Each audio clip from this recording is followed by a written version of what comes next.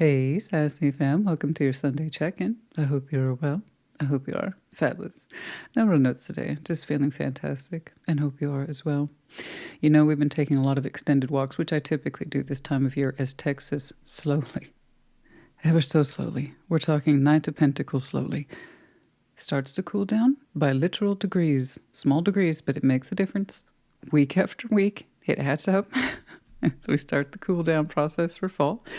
And we enjoy, like I said, more evening walks, sunset walks, and then night walks. More so now, obviously, as we're just a couple days away from Halloween, and I live in a huge neighborhood. Now, when you live in a huge neighborhood, you get some folks who just go all out for the holiday, and they do everything, large deco pieces, the light show for Halloween, Christmas, the whole thing. But Halloween, I got some neighbors here who take it super serial, okay? Super serious. Like they're in a competition with each other kind of serious, but it's an unofficial competition. And there's always that one house that just kills it year after year after year.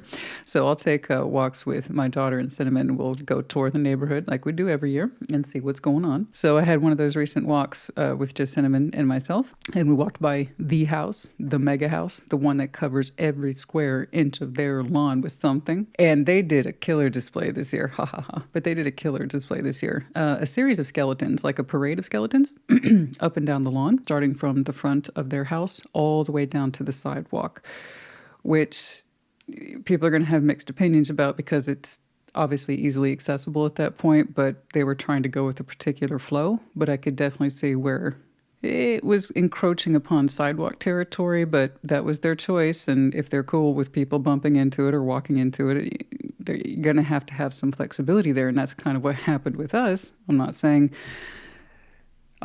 that there's an excuse for it, but I'm also saying 1 + 1. So when I was taking Cinnamon out for one of the walks, if you are a dog walker, you sense when your animal is about to change unexpectedly in their direction or movement or their energy or mood shifts. And Cinnamon did that. She tensed, and I was like, uh-oh. And I was like, she's going to snap. And she did. She went straight for the skeleton. She got out maybe 1 bark, maybe 2 barks, and then she was on it because it was right there. It was right there, like, passing into the sidewalk, and she's like, what is this? This is alien. I don't like it. Attack mode. So, and I'm laughing about it now because it actually turned out to be a very funny moment. But at the time, I'm like, oh God, not this one. Not this one, not the house, not this one. Because it represents a lot of time, energy, and effort that family put into it to make that happen. And it is quite visually stunning, you know, for Halloween decoration. I have to give them that. But yeah, I mean, that was the problem with making it that close to the sidewalk. And Cinnamon didn't know what it was. She was just like, I don't like this, and I'm going to attack it now. Now, mind you, she's only a year old, and she's had lots of training, and she's very smart. But her instinct took over and said, this is threatening. So she attacked it.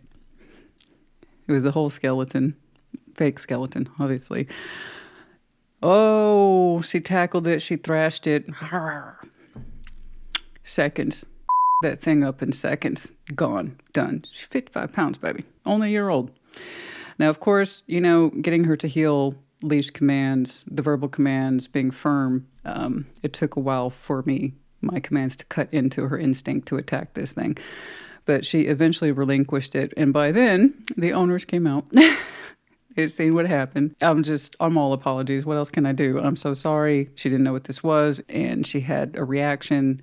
Let me help you fix it. If you need me to pay to replace that skeleton, I'll do that. And here's the thing. Nobody was mad. Nobody... Because after Cinnamon had calmed down, we're all looking at her, right? She's this giant, adorable husky. She just looks like a big fox. She literally looks like a fox that has been expanded times 20. She just looks like a giant fox. She's so cute. And there she is. She's just sitting down. And she's got a little grin on her face. You know why? Because she has the fake femur from the skeleton in her mouth. Like, aha, this is my prize. Her tail, her big old giant foxtail is just thumping hard on the ground. She's super proud of herself. She's pleased. She's like, aha, look, mommy, I vanquished the enemy, and this is my prize. So here it is, right? My big darling She's sitting on the ground looking super expectantly at me. Did I do good? Did I do good? Did I vanquish the enemy? Can I keep this prize? And she has this giant femur and it's fake in her mouth. And we all just laughed. I mean, it was too cute. It was too cute for words. It was, what are we going to do? What are you going to do? How can you be mad at that? I mean, how can you? So the owners, they were super cool about it. They were very sweet. They were very understanding because they have a couple of golden retrievers, so they understood. They insisted on taking pictures because it was just so sweet. So imagine little Simon with her ears back and tail thumping and this giant, she looked ridiculous, but it was so sweet. And I helped them fix it and put it back into wherever it was, and it looked fine. It did. It looked fine. And they're like, yeah, we know we put it close to the sidewalk and it's fine, you know. So everybody was cool. But it's like, okay, mental note. Because you know how it is when you're a dog walker, you can sense when your animal's about to shift direction. Just they caught something on the wind or something caught their eye and they're having a reaction. I'm like, oh no. And she got to it before I counter-reacted. So it's one of those moments in life where it's like, oh, this is stressful, but it turned out to be fun. And it was nice to have those moments like that. And it was nice that my neighbors were cool. But yeah, just enjoying the little things right now, you know, as the seasons change. And that's where I'm at. And the writing's going great. And I'm loving that. You guys, what are we doing today? We are doing the adapted version, of course, of Yours and Theirs. Like always with Yours and Theirs. Take what resonates, leave what does not. Reverse those energies as you see fit. More so with Yours and Theirs, energy exchange and interchange is real, rapid, and fluid. Having said that, your person that I see in this board today may not necessarily be about or involve a significant other, spouse, boyfriend, girlfriend, lover, ex-type situation. It's whomever is involved in that dynamic as I'm describing it. So it could be about a family member or friend. I don't know. It's up to you. Going back to the main point, take what resonates, leave what does not. Like always, your sign will be timestamped in the description box as well as the comments because I've got you. You guys. That's it. We're good. Okay, no more notes. It wasn't even a note, really. It was just sharing a little story with you. I hope you enjoyed it. You enjoy the rest of your day. I will see you at your sign. I will see you at the Thursday check-in. You guys take care. Be well. Leo, you're up first. What's going on for Leo? Show me Leo and their person. Show me Leo and their person.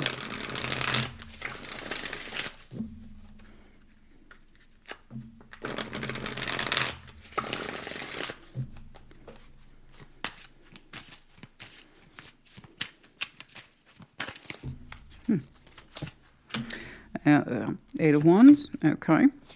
The Five of Pentacles and the King of Cups, okay. Okay. Two of Swords, Page of Wands, and the Ace of Pentacles.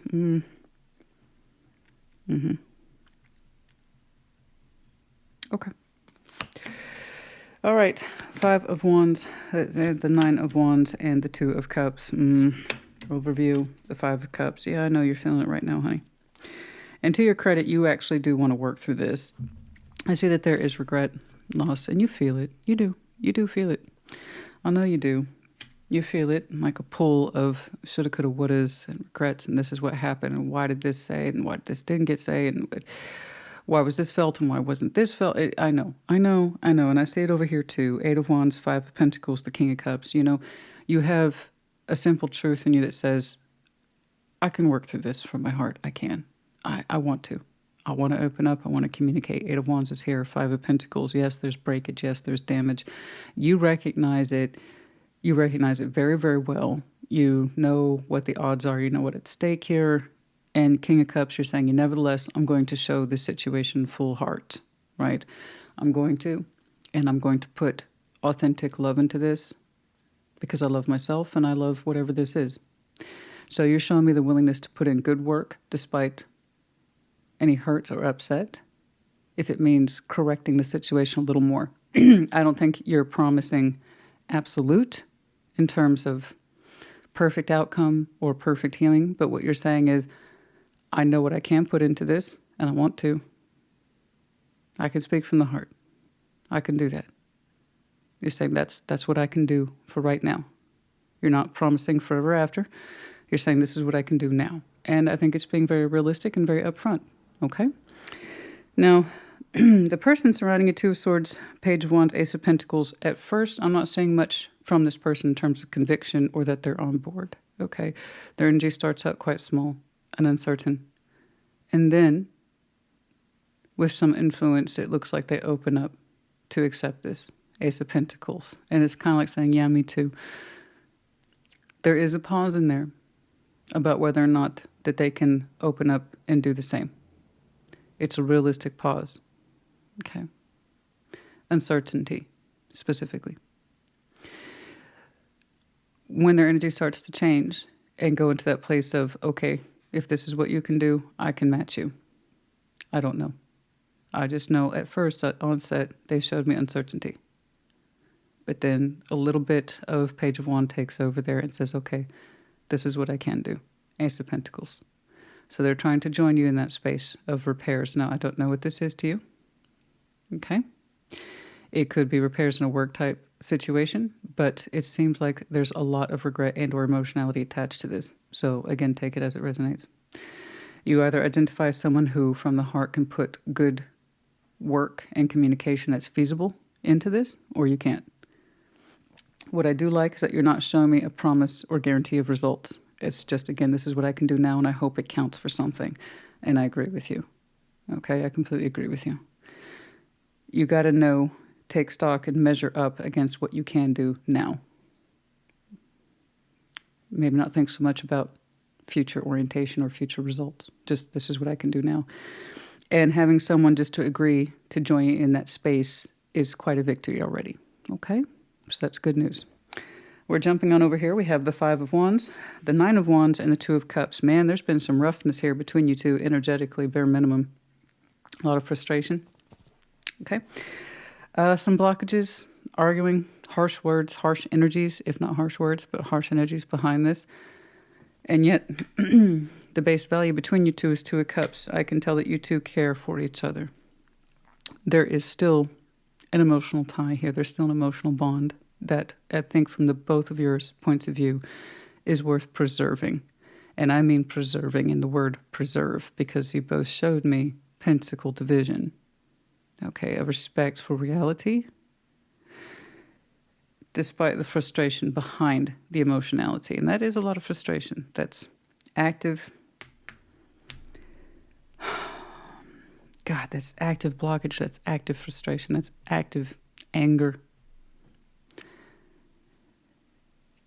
And yet these two can still remember how they care for each other, which is a beautiful thing. So yes, they do hesitate. But I understand that, because you really shouldn't step into something and try to give it back to someone unless you absolutely know you can, because you don't want to back out and change your mind later. You want to know that when you make a legit offer, that you can stand behind it. And if someone fails to meet you in that space, then you have an answer. But if someone steps into that space, you have something to work with, just like you have something to work with. And it comes from your heart, okay? All right. I don't know what happens after that, but it seems enough that you both have agreed to some sort of terms to try. Okay? To try. Let's get some advice. This is pretty straightforward today. I saw quite a bit of the 3D, but there was so much emotional frustration and hurt behind it. Work is not the first subject matter that comes to mind. You two might have a working premise with each other, for sure. But I don't think it's actually about work, no. All right, let's get some advice, please.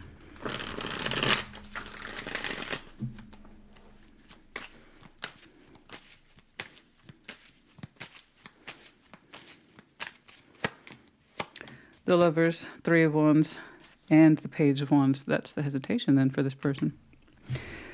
Yeah, like I said, it really wasn't in my mind that this was a work gig. You two showed me 3D in terms of respect of what you both can do, which means you both have a deep appreciation for realistic connectivity, building block structures. But what's behind it is a very strong connection. Three of Wands, Page of Wands. I see the hesitation then. This person did not expect to connect with you again. That's the hesitation. Okay. But because you're showing me some real authentic sense of this is regrettable, this hurts, this sucks. It does for me. Maybe it does for you. This is what I can do. Okay? Like I said, it's very realistic. It's very upfront. It's not far away. I think you two have already done your distance, or you've already done your disconnectivity. It's an upfront offer to connect and work through things. And that Page of Wands, no matter how small, they see a connection, excuse me, they see a connection to you over a great distance. A period of waiting. I think that's where the hesitation's coming from and why they didn't know if they could see it at first. It's been a while. I guess what they're saying is if this person hesitates, give them an allowance. They didn't seem to expect it. Okay? They didn't seem to expect it. But they still feel it, the strength of it. All right? So I think what I'm seeing here is a reasonable hesitation. Yeah. I guess it's been a while. And last time we connected, there might have been some harsh words. Okay. But the connection is as strong as ever. Perhaps it was physical distance that separated you two. I don't know. I see their sense of waiting stretched out over a long period of time and having to remember the connection. I'll explain the hesitation. I guess you could say they did not expect to see you or hear from you again. Possibly. Journey. Again, that stretched out time for some of you. Distance. Having to go away. Could literally be sense of travel, journey, distance. But I'm seeing it again as the metaphors, things stretched out over time. Okay. Number 10. With a bit of luck in the 4-leaf clover.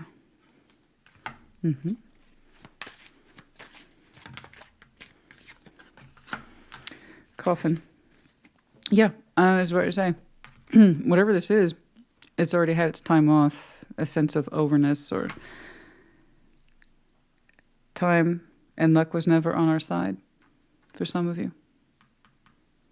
Or that's their point of view.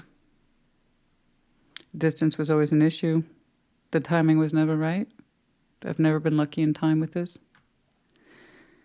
It's always the wrong time. 10, 2, and 19, by the way.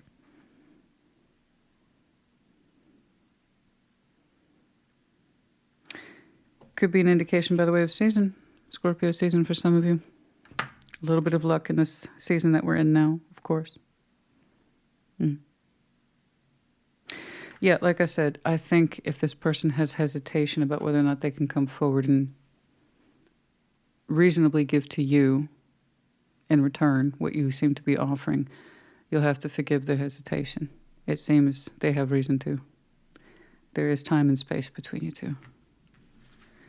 But no matter how harsh the outward energies got behind it, there was still a sense of love and care this whole time. Okay. And the regret, I'm sure, on both sides.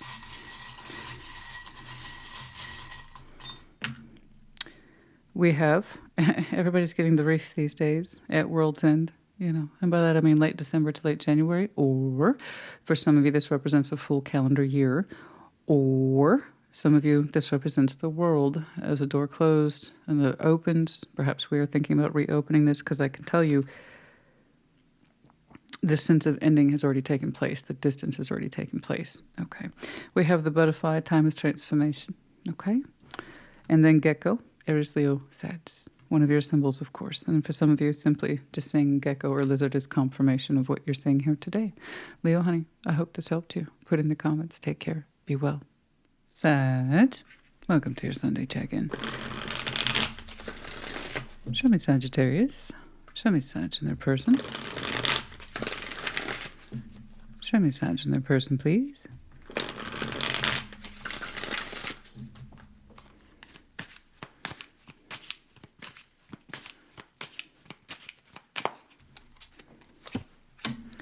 The Empress. Ten of Swords. Okay. And the Knight of Wands. All right. Page of Pentacles. King of Wands. And the Queen of Wands. My, my, my.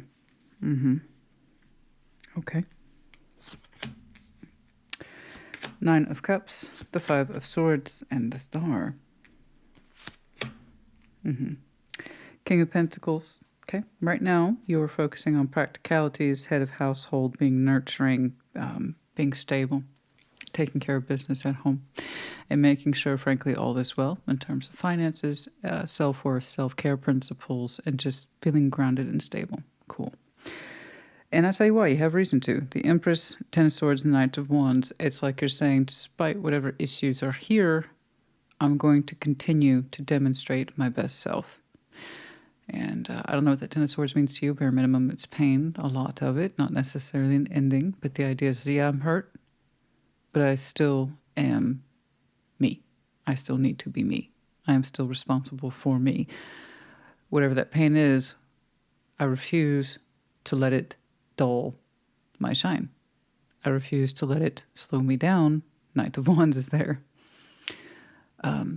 It's almost like you're refusing to allow this Ten of Swords to hurt you or affect you. Okay. Now, just a little bit of a warning or caveat on that. With empowerment there, as the Empress would suggest, it's not an attitude. Okay. It should not be an attitude. It didn't affect me. I'm over it. Okay. That's not the kind of thing we want. Empowerment suggests, yes, this hurts, but I need to get on with things. Okay? Know which is which. So if you're focusing on the fundamentals and the practicals, as I believe you are, then this is where you should be in terms of ownership of self. Yes, this hurts. And yet, I'm going to continue to move forward with myself, my energy, and keep doing what it is that I need to do to demonstrate groundedness, practicality, and frankly, positive energy. Okay? Now, over here, Page of Pentacles, King of Wands, Queen of Wands. Wow, that's lots of passion there. Lots of passion. As far as this person is concerned, you're an absolute match to them. Like 100% match in terms of your brand of fire is my brand of fire. I'm turned on for you. You're turned on for me. Hey, this is my jam. Let's keep this going. You know, my fire meets your fire. Thing is, you're so much more than fire. So much more. It's actually a very small element, Knight of Wands, compared to where you're coming from, which is the King of Pentacles and the Empress. And I'm seeing what looks like a confusion of interest here. Like, because this person's super turned on by what it is you have to offer. They seem to have seen you as a reflection of themselves, right? I'm naturally passionate and ambitious, and Sag is just like me. Well, you are demonstrating a lot of attractive qualities. That doesn't mean you're just like them. Okay, so let's talk about that confusion of interest, which is right over here. Nine of Cups, Five of Swords, the Star. That's what I'm saying. It's a confusion of interest. I think you have a lot of qualities attached to you that this person's attracted to, but they seem to have interpreted as it's a flattering of them or reflection of who they are. You actually seem to be very much your own person. Very much well-to-do. I'm grounded. I'm capable. I'm empowered. And I have natural enthusiasm. Yes. But if you're thinking that I'm just like you, you're wrong. Because someone here is like you are a direct reflection of me. I can't help but feel a lot of self-flattering egos in here a little bit. Nine of Cups with the Five of Swords. That is kind of self-flattering ego. This pleases me a great deal, so I'm going to go ahead and say that this is everything to me, the Star. And I don't really think they're seeing you for the person that you are. I think they're seeing you for the person that they're choosing to see in themselves. That's the issue I have with it. I have nothing wrong with somebody seeing a passionate creature and being turned on by it if they are indeed each other's frequency. They're sharing that frequency. But you already opened up with some core points. I'm grounded, I'm practical, I'm focused on realities. I take care of my house, I pay the bills, I'm the provider. I like stability and the maintenance of that stability. I care about me and mine. I'm glad you asked. I excel in games. Just made a little note right now to edit that out. Yeah, big mouth. I need to turn that darn thing off when I'm recording. Don't get me wrong, it's helpful. That's the reason why I have it on at all. But yeah, no, that was really annoying. But could be confirmation for some of you. Anyway, The point is, I don't think you and this person are on the same page in terms of shared interest. You seem to actually have a lot going on for you in terms of having a whole comprehensive personality. This person sees but one element or spark of it, and it's at their point of view to see it. You see what I'm saying? So it's kind of coming from their ego and their pleasure desires as opposed to who you really are. They're not seeing that King of Pentacles, the provider. They're not seeing that Empress of Empowerment. They're focusing on the fact that you're attractive, is my point. So this is going to be one of those things where it's like, I very much want to invest in you because you're a reflection of what's in me. And I wouldn't have had an issue with it if I didn't see the self-sabotage over the self-serving principle that is the Nine of Cups. Now, Nine of Cups, don't get that confused. It is still wish fulfillment, yes, so long as your wish fulfillment is coming from a good and healthy place. But if you are telling me I'm lying to myself about what I really like here because I love myself, then it's a lie. I don't think they're seeing you as a fully developed, I'm on my own independent person who can do all these things. You're just seeing the attractive piece. I do things naturally, right? Knight of Wands with high energy. And all you're seeing in me is the Queen of Wands. But you're not giving me the credit for being a King of Pentacles. You're not giving me the credit for being an Empress. And you've hurt me. You've disappointed me. Because you keep seeing me as this one-way street for desires and pleasures that are at your wishes, not necessarily mine. So this is what happens when we kind of treat people like a checklist instead of a whole human being. You're my wish fulfillment, you're my desire because I'm turned on by you. That doesn't necessarily mean I'm seeing you or treating you like a whole person. You know, there's a brain in there, there's a heart in there, there's a background, there's a history with someone who has real experiences and memories before they walked in on the scene. They're not taking that into consideration. They're just seeing the attraction. So that's what I'm seeing here for you today. This one's very, very specific. It's either yours or it's not. Let's get some advice, please. I can't really tell you what to do. I can just tell you already, if you're already disappointed by this connection, it's probably going to continue to stay that way. If someone's that determined to see you as a reflection of one desire, you know? It's very flattering, don't get me wrong, but it's also very superficial, you know? I'm sorry, I'm more than just the person who turns you on. I actually have a whole life here that you're failing to see and therefore failing to participate in because I know my worth and I'm not going to allow you that far into my life. Honestly, if all you see is the fire, then you're missing everything else, like 99%. You know? So I just, what you actually do, I don't know. Tarot doesn't dictate anything, honey. You do. Tarot's the proof of choice, not the absence of it. I just see that it's going to continue to be, I'm telling myself this is what I really want, even though you're a whole person. So that means that they're failing to see you. And that's where that disappointment's coming from. They're failing to see you as a whole person and everything you've accomplished. Yeah, it's like they're flattering you, but in all the wrong ways. Instead of telling me I look hot today, why don't you say congratulations on everything you've accomplished because I understand that you did all this before I ever made an appearance in your life. How about that? I don't know. There's that Ten of Swords again. Three of Wands, the Lovers, you know. You're upset, Ten of Swords, the Three of Wands and the Lovers. I don't think this is your strong connection. It's more in that sense of this is just not it. You just had a refresh reminder that this is not it. This is not a strong connection, and bare minimum, it's attraction based, you know. It's like there's that sense of waiting for the ideal partner, the ideal divine partner, someone who's actually your equal and who understands you. And it feels like you're always in this position of waiting. And yet the attraction's there. You're not saying it's not. It is, but you're like, there's so much more to me than just the attraction. I need more than that. And there's that sense of I'm tired of waiting. I am tired of waiting. And I don't blame you.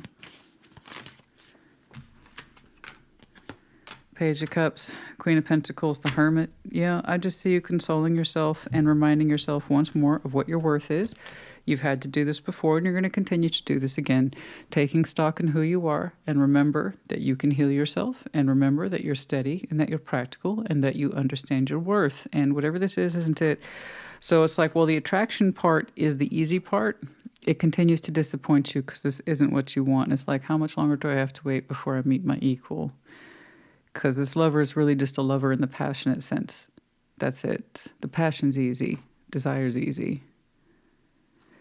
A connection based on stability, practical love, growing up and together with each other and being grounded in each other, that's completely different. And that's a measure of one's self-worth, not how much you can be turned on from the loins. That's easy. Okay. All right.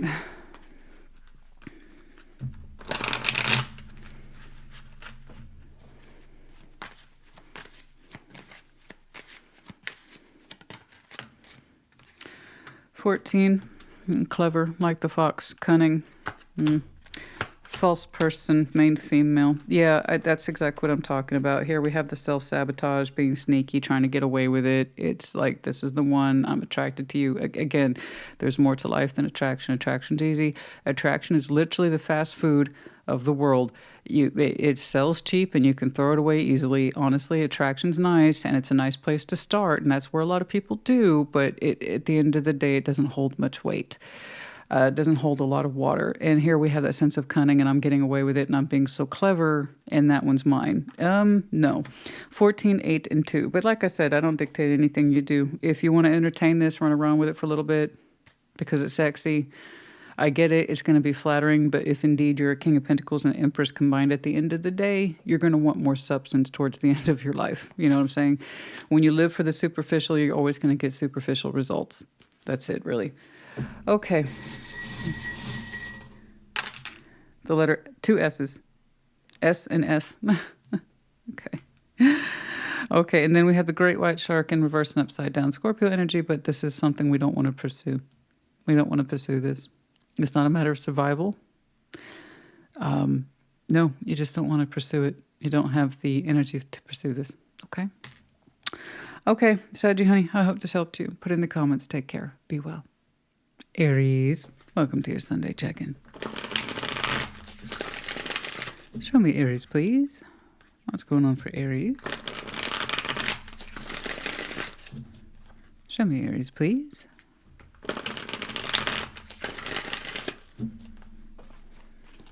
Oh. Okay. The World, the Star, and the Knights of Pentacles. Okay. As one door closes, darling. 10 of Cups. Yeah. The 4 of Swords and the Hermit. Queen of Pentacles. 3 of Swords. And the 9 of Wands. Overview. Ace of Pentacles. Yeah. Yeah. Yeah. There you go. You're moving along, darling. You're moving along. This is interesting. Ace of Pentacles, right? Straight away, brand new beginning. Could be in work. Okay. I'm kind of leaning in that direction right now. But yeah, if, it's a brand new beginning for you, that's happening by way in reality, regardless of the origin, be it in relationship, work, or otherwise, it's up to you. The World, the Star, the Knights of Pentacles, slowly but surely, a chapter in your life is closing. And I bet it was a magnificent chapter, too. And you allowed yourself to be guided by your particular star for a long time. Perhaps you found a new star to navigate by. The star is a far-reaching thing. It's not as easily accomplished as the sun. It takes a lot of work, dedication to it. You have to reach for it. That way you know it's yours, right? And as you make progress in it, you're glad that you chose that star, to wish upon a star. That's why a lot of people just wish and leave it at that, because it's a lot easier to wish than to actually try for it. You know what I mean? So you tried for a star for a long time, and I hope it served you well. I do, because now you seem dedicated to moving on. The Knight of Pentacles, and there it is again. The offer's traveling. The Knight of Pentacles, the Ace of Pentacles, traveling towards some sort of new beginning. Something that gives more, provides more, frankly, just shows up as a solid feature in your life. So good on you. Good job. Okay. Now, we have the 10 of Cups, 4 of Swords, the Hermit. Wow. That's not one singular figure in there. I'm seeing you surrounded by what looks like a helping, loving support system as you go about your new journey. There's a lot of good guidance. There's a lot of good counsel in there. There's a lot of good love in there, too. A lot. It's not just one person. It's multifunctional. Many people wish you well, in this journey. They only ask that you rest before you move on to your next thing. Give yourself a little time. But other than that, you are receiving full support from family, from friends, be they one person or 30. It doesn't matter. The Ten of Cups is diverse. Four Swords and the Hermit, this is all good intent. This is all good well wishes. This is all good counsel, care, guidance.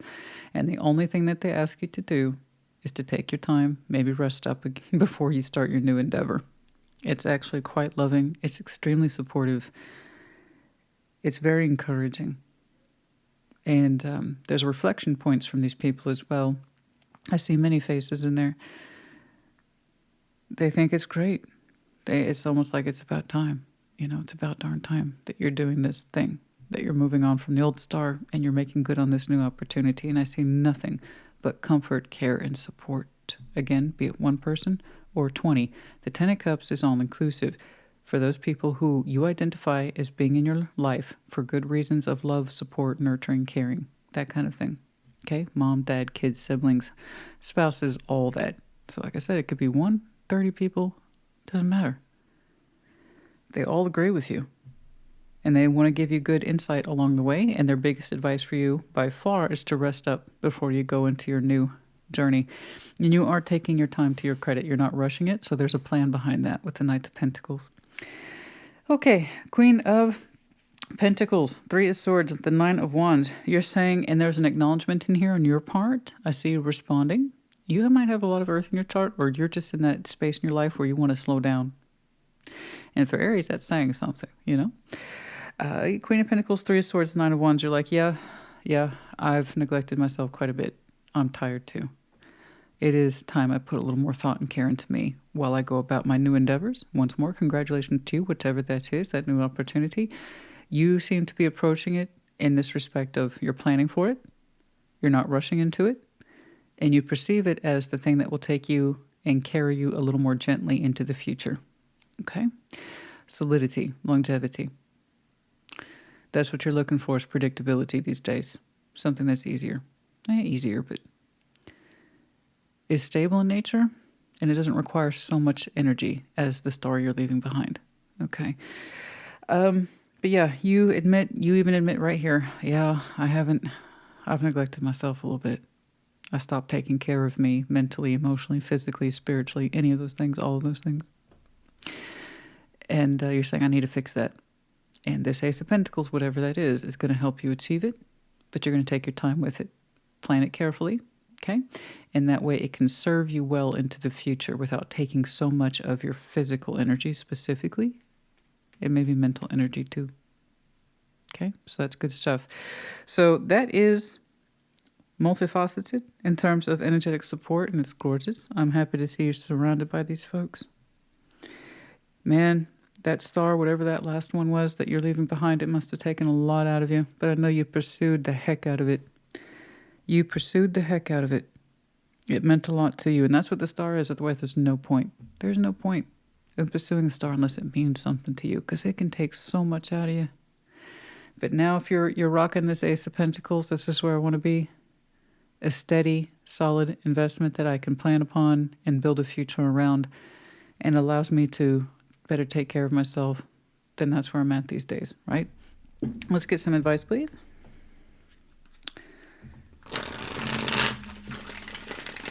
Let's get some advice, please, for Aries.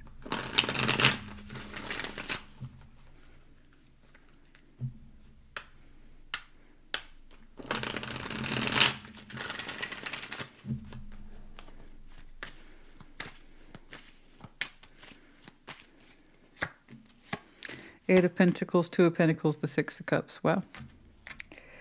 You and someone else who's close to you have been wanting you to consolidate your efforts for a long time, years. Some of you have been working multiple jobs, and that was your star, to maybe accommodate as much coin as possible. I don't know. Some of you are used to the Two of Pentacles with the Eight of Pentacles that close to each other. Yeah, we're talking multiple functions. Okay. I think some of you tried to exercise as many options as possible to determine what your star is, or that you had a lot of things in your life that were important to you and you tried to pursue them all at one time.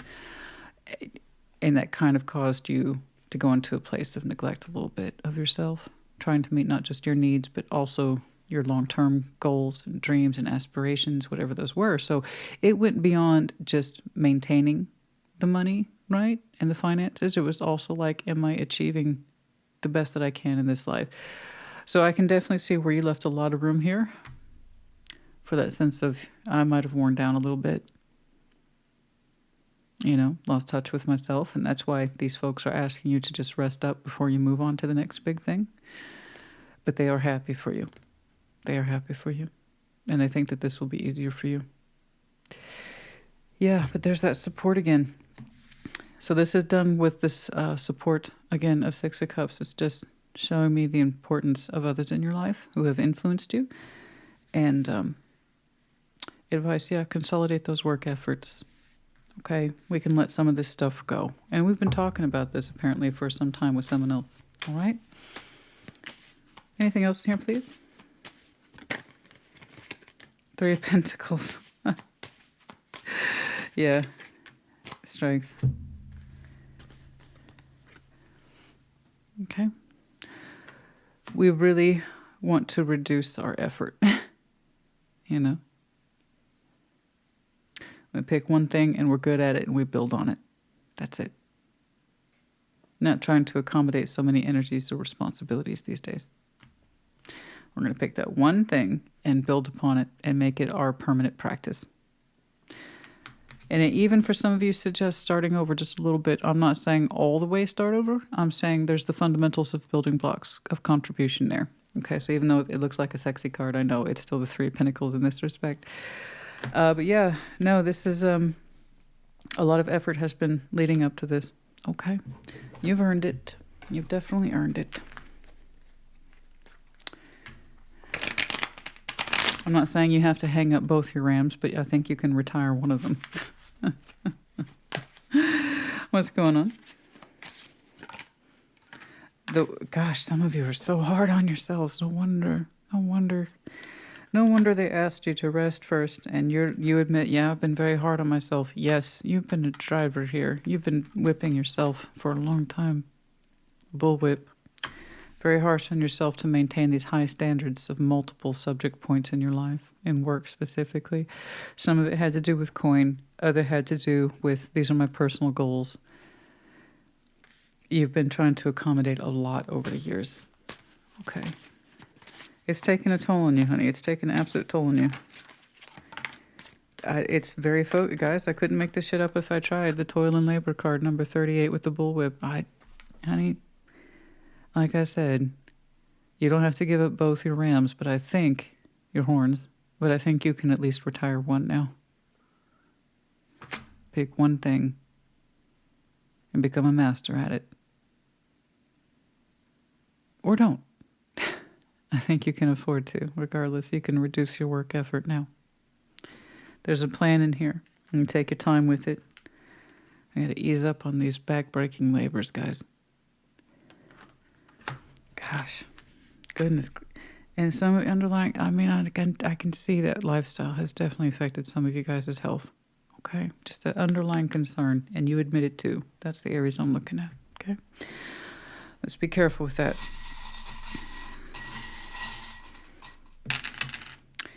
We have the medallion of Cancer, the keyword here being imaginative in the reverse. And then we have the medallion of Virgo, the keyword being practical. So there it is. Those two elements combined. That's exactly what I was trying to articulate. That sense of practical drive and focus. I have to do all these things for money reasons. But there was also that element of it's also important to me. There was creative elements in here that you were trying to explore professionally.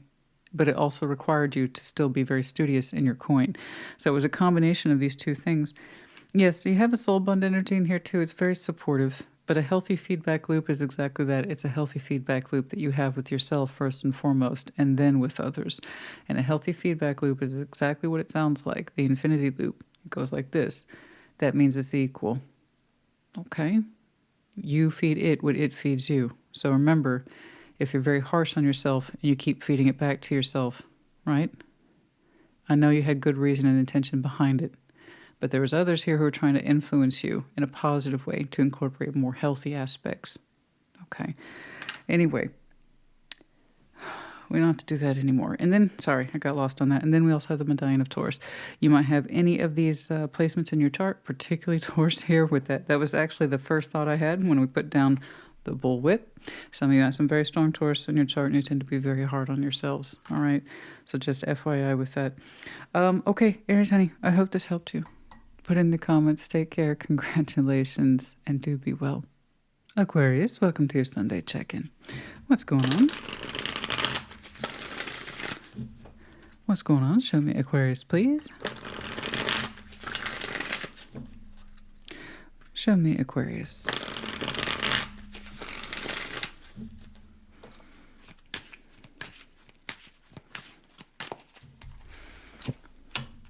Okay, Eight of Swords, Queen of Cups, and a Seven of Swords.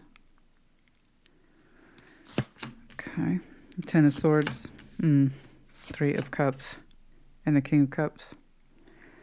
You both have matching frequencies, and you're both trying to protect your hearts by acting like you can't feel your feelings, and yet they're there. Oh dear. Queen of Wands, Two of Pentacles, and the Empress. Overview, the Emperor. You're trying to show me commanding authority. You're trying to show me keeping shit together. I'm keeping calm. I'm keeping level-headed. I'm in control. I'm in control. I'm in control. And I'm sure that your outward appearance, your internal self has a completely different presentation. And that's a lot of confusion and kind of emotional denial here. I'm not saying you're at fault. I'm not pointing fingers at you. I'm simply pointing out the process as I see it. They have their own particular process, but right now I'm looking at yours. And your beautiful heart space with the Queen of Cups is completely covered by swords. Okay? Between the 8 and the 7, your heart space doesn't have much chance to speak or express itself. And this is internal. That's not external, that's internal. You're like, my mind is like, no, we're going to insist upon confusion and now we have no feelings for the subject. We're going to numb out. So the Queen of Cups and the King of Cups have a lot to feel. You know, expression, I have a lot to say. Well, they have a lot to feel. The whole point or gig of being the King and Queen of Cups is to own thy feelings. No matter what variety of flavors they come in, the point is ownership.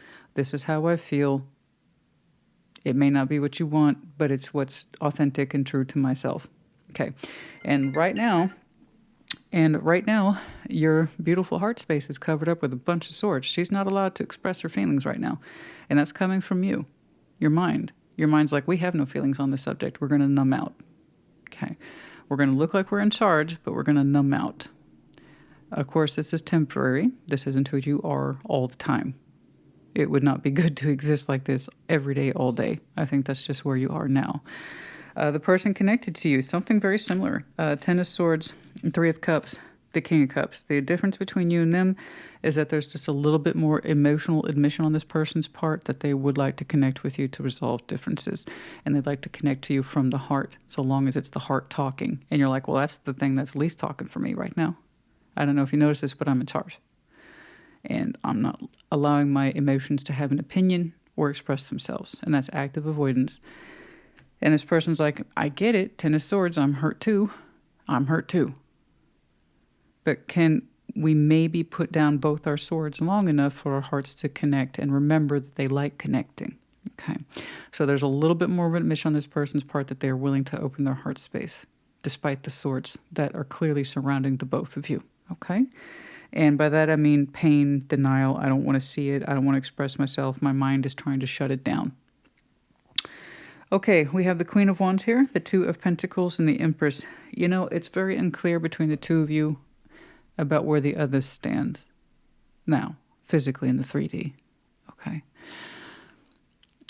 You're both showing me a certain level of willpower, and wanting to be empowered. Wanting to kind of take charge, but not knowing how, the either one of you. Well, it would be the thing that we're trying to do the least, and that is to show some emotionality. Okay. Willpower will only have so much to take us forward when it comes to two people trying to understand each other and getting caught up in, well, I'm not trying to understand them. I'm trying to be empowered right now. That's really just a force of will or force of show. So like I said, that can only take us so far when we're trying to connect to another person. And really the heart needs to speak. And that's, why do you think? I mean, it's not a coincidence, honey, why your mind is trying to cover up your heart right now. The thing that needs to happen the most is what you're denying the most. Okay?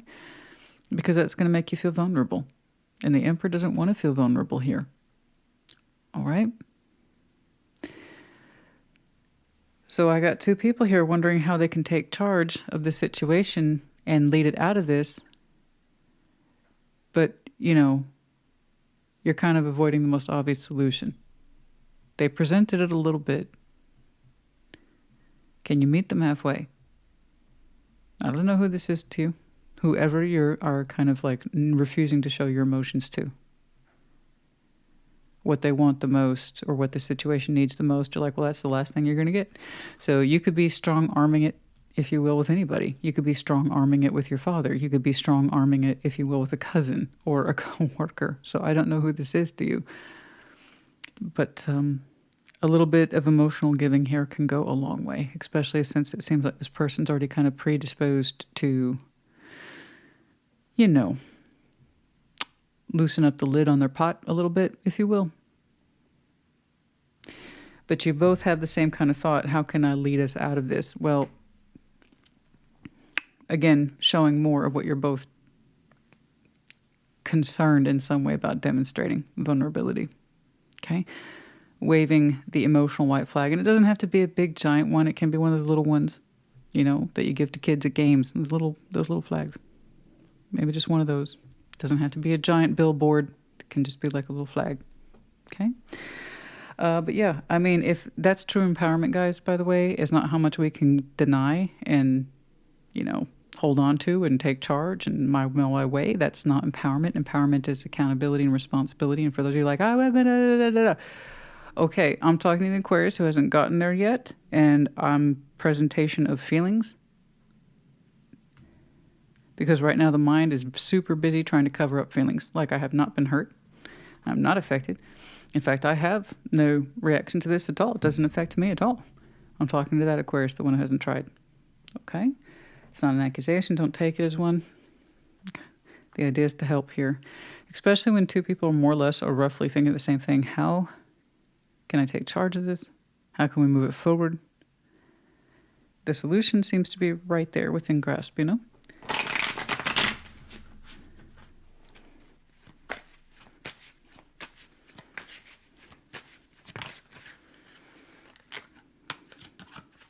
There's an expectation. Number 28. What's the expectation? To look more closely. To make the discovery. 25 tried to pop out the engagement ring for some of you. The expectation to look more closely. Someone should know. Message. Okay. Someone is waiting for the other person to respond first. And by that, I mean correspondence that's detailed.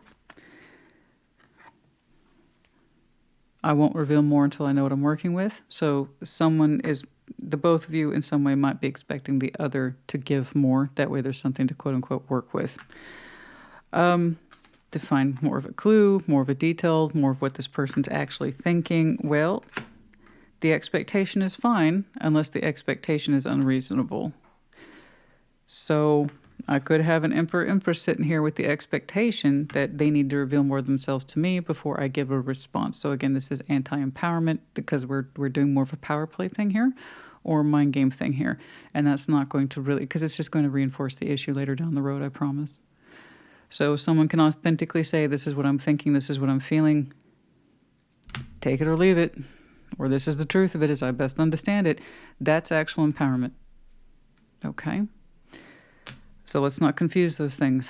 All right? It depends, you guys. If you want to work through this connection with whomever this represents to you, what do you want from it? Because if you want to have the same problem later down the line, then we just keep doing this. But if we want some sort of real resolve where we have our cards on the table, if you will, someone either can authentically meet you in that space and give it back, or they can't. But the point is, someone's got to put the cards on the table, kind of leave pride at the door. Okay? All right. That's enough of that. Let's go ahead Did I even get the advice? I don't think so. I went straight to the oracles. How interesting.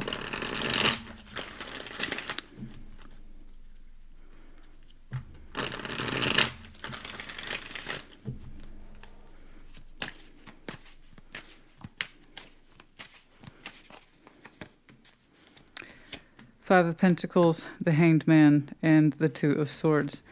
Yeah, I can see that there was a breakage and there was a disconnect. It's not full break. It's not full parting of ways. It is just you're showing me damage.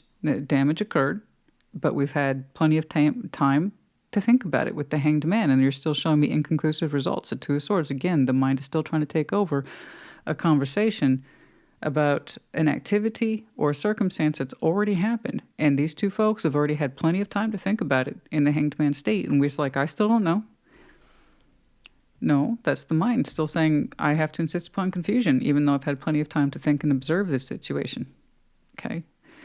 We're past the point of observation, guys. And there's a good chance you're both playing this while I expect you to reveal more to me. That's, the blind leading the blind gets us nowhere. No, you can't have that. You can't have that, guys. Somebody's got to pony up. Or, if you don't want anything from this, then don't. Seven of Cups. There it is again. Open up. Somebody needs to open up, and they need to open up from the heart, even if it's just a little bit. Seven of Pentacles. There it is. It's currently in stagnation. And yet you both have roots established. You know each other well then. Eight of Pentacles. A little bit of work can go a long way. We can take it out of stagnation into something a lot more productive, but we have to be willing to open up towards it. All right.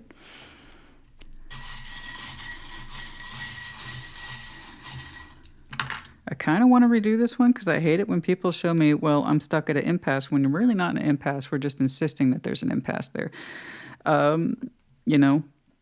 Honestly, I've always find that the bigger person in my book says, okay, this is what I'm thinking, this is what I'm feeling. You don't have to like it, but it's my truth. Is there anything in there for you to work with? And it allows you to get past it. But what happens is the ego gets in the way and says, I'm expecting certain results, or I have a certain point of view and I need to make sure it's being catered to. And they see that. And because we're so focused on our side of the fence, we're not thinking I'm genuinely interested on what they saw or perceived. Because it's like, I need them to know what I experienced. And, well, that doesn't help if they had the same point of view. So, honestly, honey, the bigger person here can put it down on the table. I can't say that then we didn't know. Okay? If we really want to know what's going on, that means we have to be willing to see things from their point of view as well. The letter K. We have the medallion of Aries and also Pisces. Keyword here being intuitive. Yes, indeed. The great white shark could be now, time of Scorpio season, then also pursue, attack. You don't want to feel like you're being attacked, but you also want to pursue this. I got it. Diamond, know what's worth your time, energy, and effort. Also a sense of commitment here, or a long-standing sense of obligation. All right. We have the crescent moon with the star. The next crescent moon could be important to some of you. Okay, Aquarius, honey, I do hope this helped you. I do hate the stalemate ones, but, it's a very human thing. But it's also a very human fix, too. I hope this helped regardless. Put in the comments. Take care. Be well. Gemini, welcome to your Sunday check-in. What's going on for Gemini? Show me Gemini, please. Show me Gemini.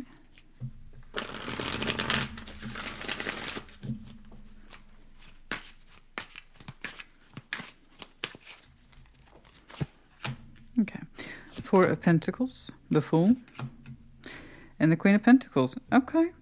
That is actually progress. It may not seem that way, but it is. Kind of depends on what you're doing. The Lovers, your power card, the Seven of Wands, and the Ten of Swords. Okay. Okay. Baby, I call that permission for freedom. So, Knight of Swords, Page of Cups, and the King of Pentacles. Good. Good. Good. Good. Good. Yeah. Yeah. Temperance. Good. Good. You've been working on consolidating yourself and kind of taking, it's such a general overview, but given their point of view and what you're showing me, you're kind of learning a good way over time to take people at their face value, If someone's saying, hey, get out of here, I don't want you around, be that in word or in deed, through energy too. You can energetically tell someone to leave me alone when they're right next to you. You know, it's called a vibe. It's rejection. Sometimes it's very subtle. Sometimes it's very loud and apparent, like get out of my life or get out of my house. I hope it's not like that, but you know what I mean. And you've taken the hint. You've taken the hint, and that was hard for you with temperance here. A lot of patience and trying to understand the situation yourself, how you play into it, how they play into it, and whatever this is to you, it kind of took you a while to learn that, you know what, maybe it's time I started believing this situation or connection at face value. And that's a good sign of healing. Temperance, patience, steadiness for yourself, and understanding the situation better. And you're like, this isn't worth the Four of Pentacles to me. It's not worth holding on to anymore. They don't want me to hold on to it. And what does the tarot lady say? Right? If I'm in a position of holding on to something and it doesn't get better, then why do I have it? If I feel like someone's holding on to me and they're just doing it out of habit, what does that mean? I don't want that. It's not worth it. If you're going to hold on to something, you better be working on it, you know? Or have plans for it. But it's not enough to hold on to anything, a person, a situation, place, circumstance, if you have no intention of doing anything with it. What's the point, you know? And temperance, you've done a lot of beautiful work on you. Patience and insight. Four of Pentacles, the Fool, you had to learn over a long period of time what it is to open up and to give yourself permission to open up, to be the Fool. And that it is indeed a matter of self-worth to recognize it. As the Queen of Pentacles here, that you are comfortable, that you are established, okay? That you are someone who is grounded and nurturing and loving. But you also deserve to open up to new beginnings, especially if someone's telling you to leave you alone, get out of here. I mean, it's literally pointed at you. With the Lovers here, that's not a strong connection, honey. That's a reflection of you. It could be connecting to fellow Gemini. That's not the point. It's a reflection of you. Seven of Wands, actively blocking you.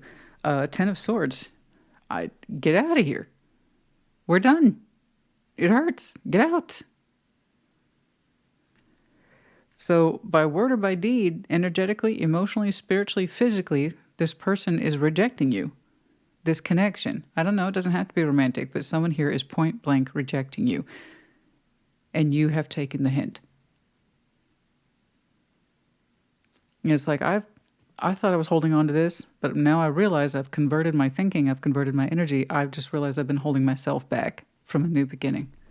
I'm worth more than whatever it is that's rejecting me. Yes.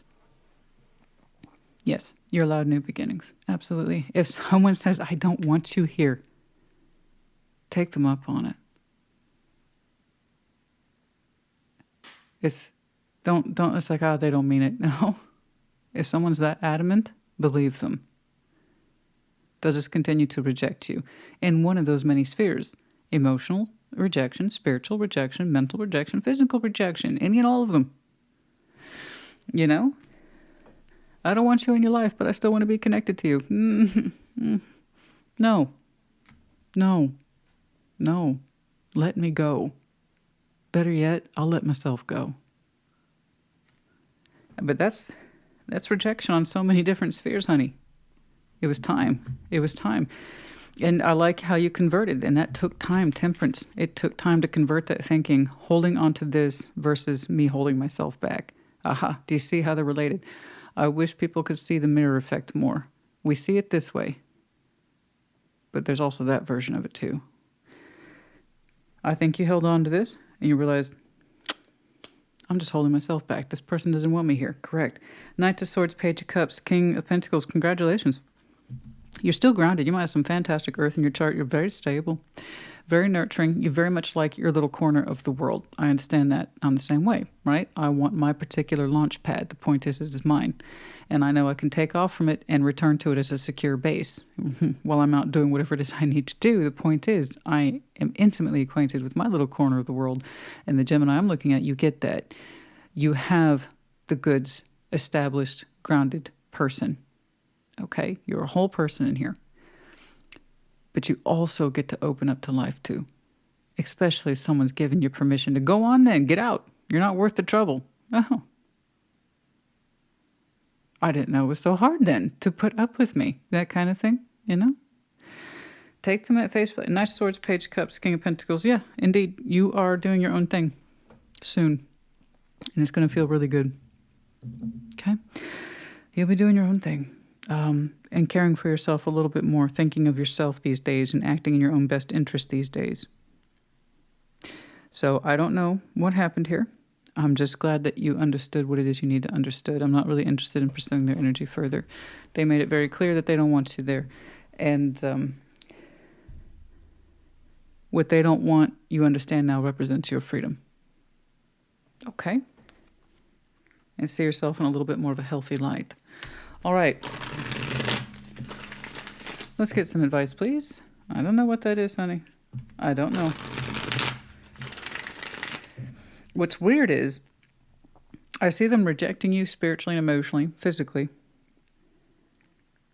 But they didn't show me any 3D energy, so... No, fam. No. I just... I'm going to go ahead and take a guess. You're quite the good provider here.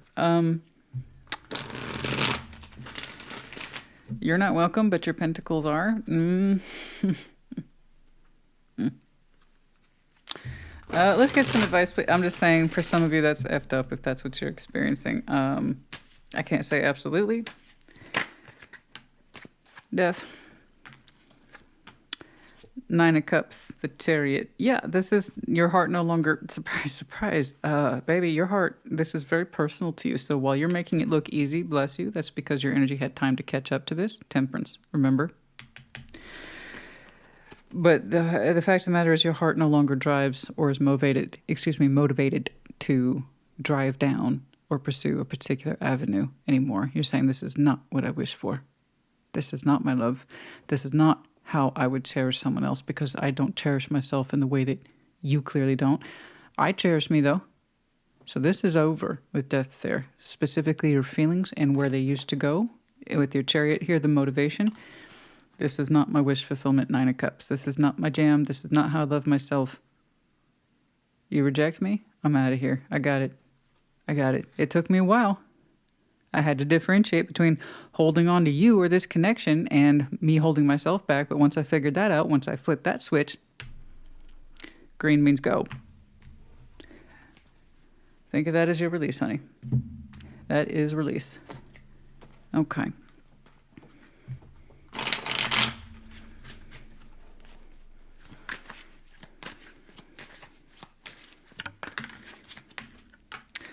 The little birds, little messages. What about it? Talks. There's been talks, eh? Imprisonment. There's been little talks about imprisonment. Oh, is that how it happened? Very passive, non-direct? It's great being connected to you. I feel so free. Oh. Just putting it in a relationship context, because that's where most people take it. Oh, this marriage, you mean my prison term? Just passive shit like that. I feel like I'm bound to you. Till death do us part, am I right? It's great. It's fucking great, Imprisonment, little talks there. Little birdies. Word's been going around the fire camp. Okay, I got you. And the little knitting circles. The little old ladies be talking. About the home. What's going on in the home? Why does home feel not like so much a home these days? It feels like a place that we're constantly chained to. Yeah. Home doesn't feel so homey. Wearing a mask all these years. Now, don't get me wrong. I have to tell this to people all the time. There's mask negative and then there's mask normal. This in this deck is mask normal. There's the face we show some people and the face we show other people. We're always going to have different faces when we're talking to different people. How you talk to your boss is not how you would talk to your spouse. Yeah? Hey, here's the thing. We don't want that kind of discrepancy at home. No. So, someone's talking out the mouth to you one way, and how they were talking to others about home life and more intimate issues was different. Because I got the little birds talking about things that are very negative in nature. Instead of telling you these things, they were telling other people. Yeah. I hate that passive-aggressive shit. I really do. Say it to my face or get the fuck out of my face. I don't know. I just don't have time. I don't have time to hear it from other people. What's that song? I need to know. Well, yeah, I need to know.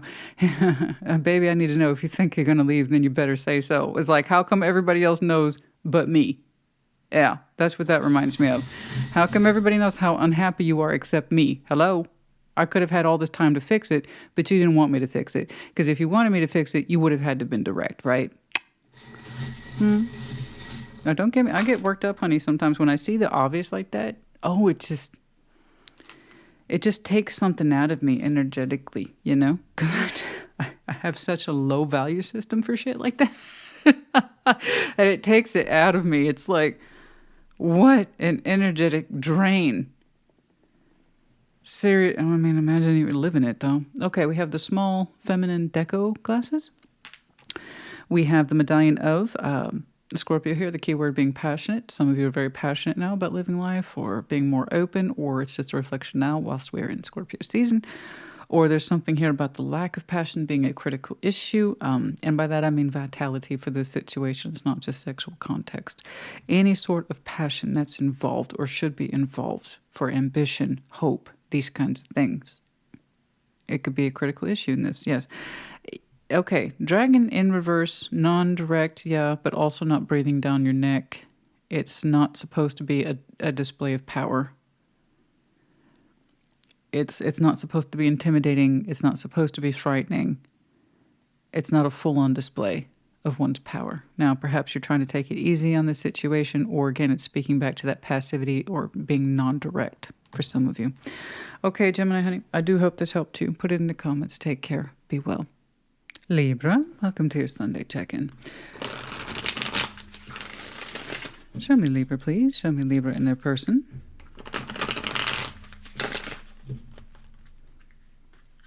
Show me Libra.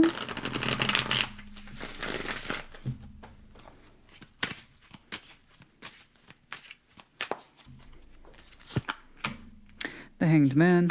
Excuse me, the Fool. Back up. And the Moon. Okay. All right, I like that. 3 majors. Yeah. Touch of the unknown there towards the end. Interesting. Could be the unexpected. No, I don't think you're taking a new beginning and it's like, I'm going to be super secretive. No. The Hanged Man suggests otherwise, but hold on. Putting the cart before the horse. I know. 6 of Swords. Okay. Ace of Swords and the King of Swords. Well, make up your mind. I'm sorry. I'm sorry. Hold on. 9 of Swords, the King of Cups, and the 7 of... That's what I'm saying. God. Okay. The overview of the 2 of Pentacles, what to do. You've been going back and forth on this for a long time, but you take it to such a, this is what I'm doing space, and I agree with you. You're consulting me, myself, and I. Okay. You and you. On a large scale, spiritually, emotionally, mentally, so on and so forth. And you're going back and forth what to do with you and not this situation. No.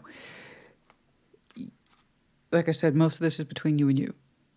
You're not even factoring this person in. So what to do next is your question. And you've been trying to answer that question for a while now with the Hanged Man and the Fool. You've thought about it. You've thought about new beginnings, backwards, forwards, inside out, upside down, all of it. Like, you've thought about it many, many times.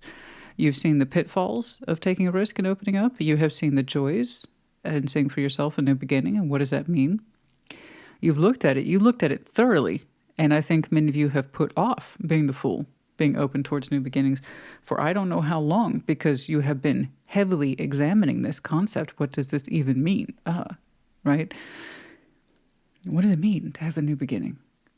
Right? And you're really looking at it in terms of risk, as in negative, this could happen, or positive, this could happen. And like I said, this is all internal. This has all been a spiritual debate between you and you for I don't know how long, a year, maybe 2. That's a lot of energy spread out over a 2 of Pentacles. So yeah, we're talking seasons, maybe years for some of you. You know, it's not rushed conversation with you spiritually about what should you do and what does it look like and what are the consequences of that. The whole thing's in there. And then the moon. You're being touched here with a little bit of the unknown. That's why I ruled out secret. Now, could you be keeping all this to yourself? Yeah, but that would be saying the same thing twice because I already told you this is an internal dialogue. I don't think you have to actively keep it secret. No, you've been touched with the unknown because you haven't made up your mind yet. Okay? Sometimes it's very specific. You haven't made up your mind yet, so you're touched here with a little bit of the unknown. Frankly, honey, you're not going to know what it's like until you start. At some point, you can only examine the theory so much before it's time to start taking action and apply the theory. So until then, you're touched with the unknown because you yourself are still undecided about what constitutes a new beginning. What does that look like, and how much of it can you plan, and how much of it is a risk? And anything you do, honey, anything you do, there's no guarantee of results. You can hedge your bets, you can place your odds, but the fact of the matter is, until you start doing the thing, you're never going to really fill in those blanks. So what you decide for yourself in time, I don't know. But if you decide to start your journeys, you're more spiritually prepared than you know, and I'll leave it at that. Okay?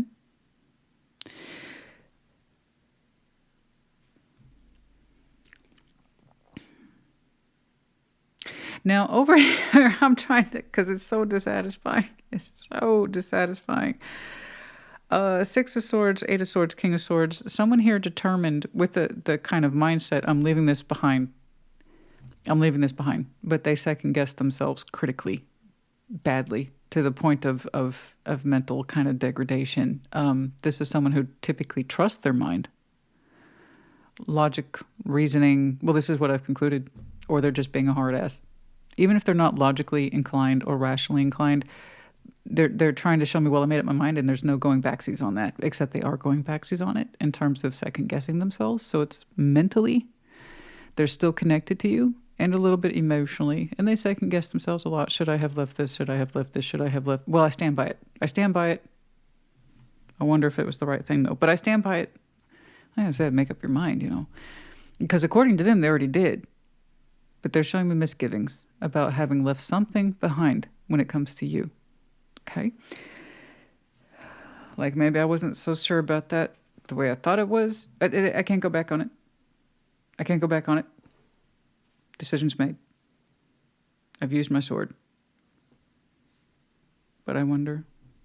Well, they can keep wandering because they don't have any results for themselves. 9 of Swords, the King of Cups, and the 7 of Swords. Oh my God. So, not only do I want you to make up your mind, you got to make up your heart. So it's like they're determined to not show any heart towards this. Now, I can only see what's here, not what isn't. Okay? So you can't show me a King of Swords unless you have some logic and rationing skills. But also that sense to determine strong face, wearing a mask, and possibly being a hard ass. And I can't see a King of Cups unless I have a fullness of heart, but it's surrounded by swords. So and these are absolutely tied together because, like I said, you have a dialogue that's been ongoing in you for months, seasons, if not years. And you still haven't decided, so I see a moon attached to you about outcome. Like I said, you're more spiritually prepared than you know. And as for this person, I don't know where they are from you. They're not next to you, I don't think. Mentally, they're connected to you, and they keep telling themselves they're not supposed to be. Emotionally, they're still connected to you, and then they say, that's not true either. And then they cover it up with a bunch of swords. There's a lot of question and hesitation and doubt about whether or not they did the right thing.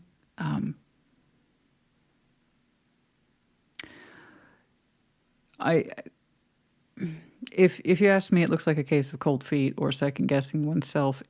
Leaving this behind probably was the best thing. But if it was done under circumstances that suggest I don't care, or I'm being flippant, or this is what I just, whatever, then that means the energies haven't settled down into the absolute acceptance of the truth for this person. Even though they're the ones who probably engaged in it or insisted upon it, they weren't ready. or they're still struggling to accept what they decided on. Because right now the heart's in denial and the mind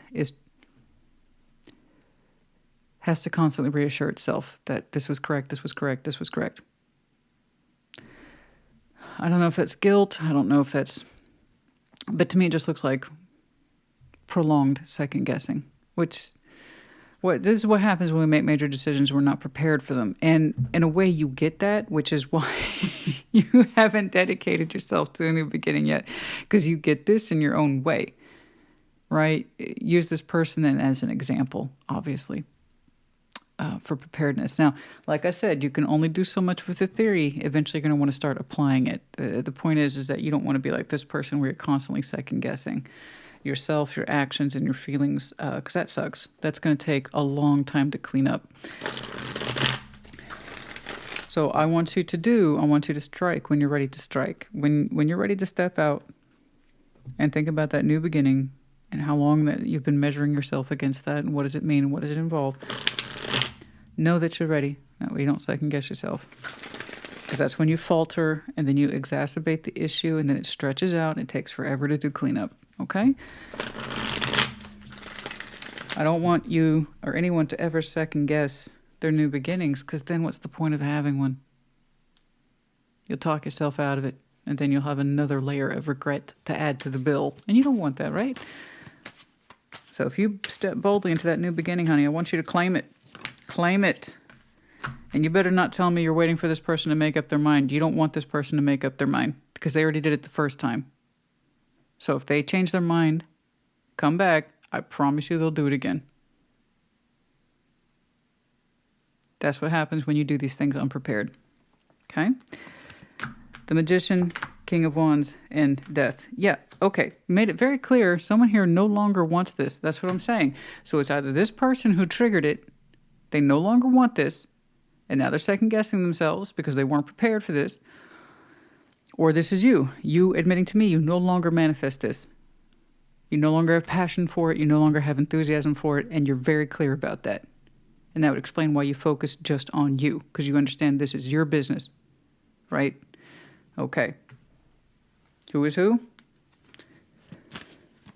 I think it's you, because I didn't see your energy reach backwards to them not once. Not once. So whatever this is, you're not summoning it forward. I threw out that caveat because I got too many people saying, well, I'm waiting for them. No, you already have a decision then. You already have a decision then. Accept it. If you're waiting for them, you already have a decision. Okay? I hate being harsh like that, but it's... Aha! I was going to say, that's what's on your mind, though. What's with all the hangback, though? And I'm like... Because seriously, you're spiritually prepared, but you're not giving yourself the credit. And I'm like, what's the hangback, Libra? What is it? This person's doing the whiffle. That's their issue. If you truly aren't summoning this anymore, it's dead. You no longer have the feeling for it. You don't want it in your life. Cool. You don't have the enthusiasm as discussed. Then what is it that stays your hand? There's the Hanged Man again. Oh, look who popped up. The Lovers and the Ace of Wands. Oh, yeah. We're hesitating because how's it going to go down with the Lovers? Well, it's unknown, darling. You're going to have to set your foot outside the door before you find out. Yeah, new beginning indeed. Oh, pray tell, what is the subject matter? Yeah. You make this clear. You don't want it anymore. Cool.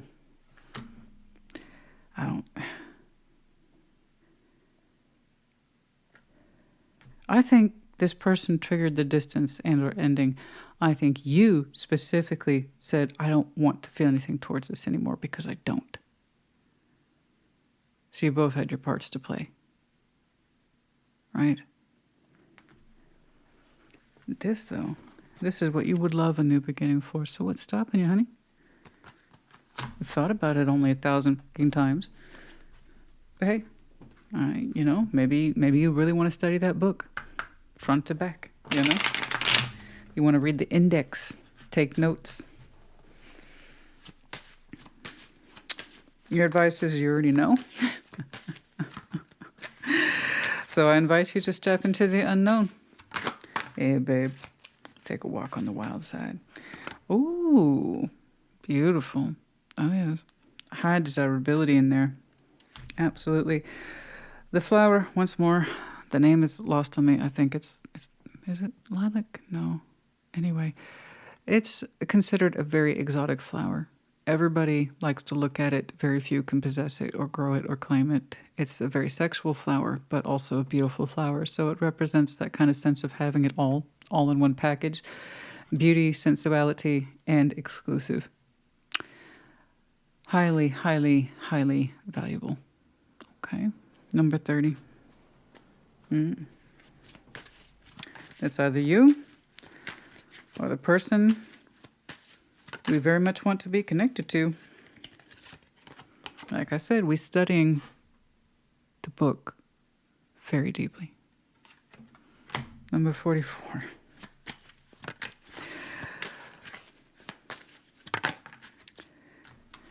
We think about it a lot. 33. At some point, if this really means something to you, you're going to have to take that tentative step out the door. You know, I like how your reading went from whatever that is to, okay, this is where we want to be. Let's focus on that. I agree. So this is what happens when people have unfinished business because they were uncertain or they're second guessing themselves. That's going to be something that they need to sort out. You personally don't seem to be interested. So this is your focus. Ask yourself, what's the smallest thing I can do to start taking that trip into the unknown as a willing fool? Not a reluctant fool, a willing fool. Okay? All right. 2 letters, N and F. Let's do a couple more, please. Okay, we have the 4-leaf clover here. Good luck, yes.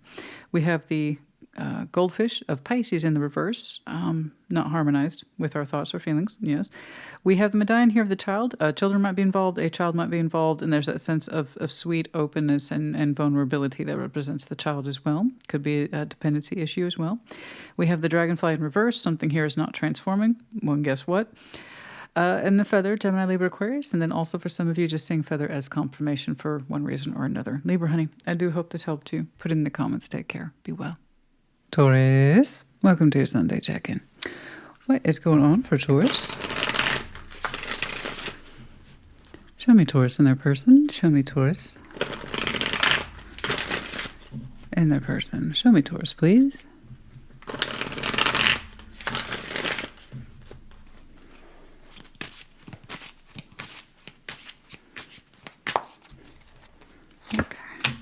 The Fool. The Hermit. Ah, the 6 of Cups. Look at you. You look great. A lot of people have been showing me the Fool. It's cool. In really interesting context, too. Yours is right up there. The Fool, the Hermit, the 6 of Cups. That's beautiful.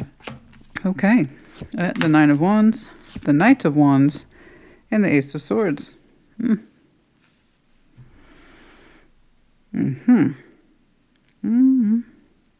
Okay.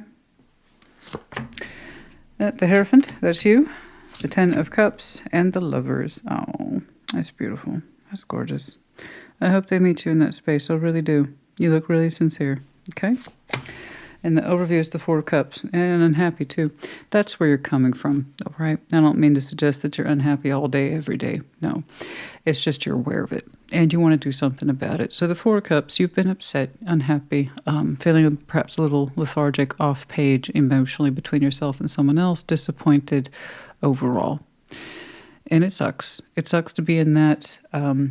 The whole thing with the 4 of Cups is to learn from it, not stay there, right? And a lot of people will get lost to that sense of sadness, and then it becomes a 5 of Cups. And then point is, as a Taurus I'm looking at, you acknowledge it, like, okay, I'm not cool with this.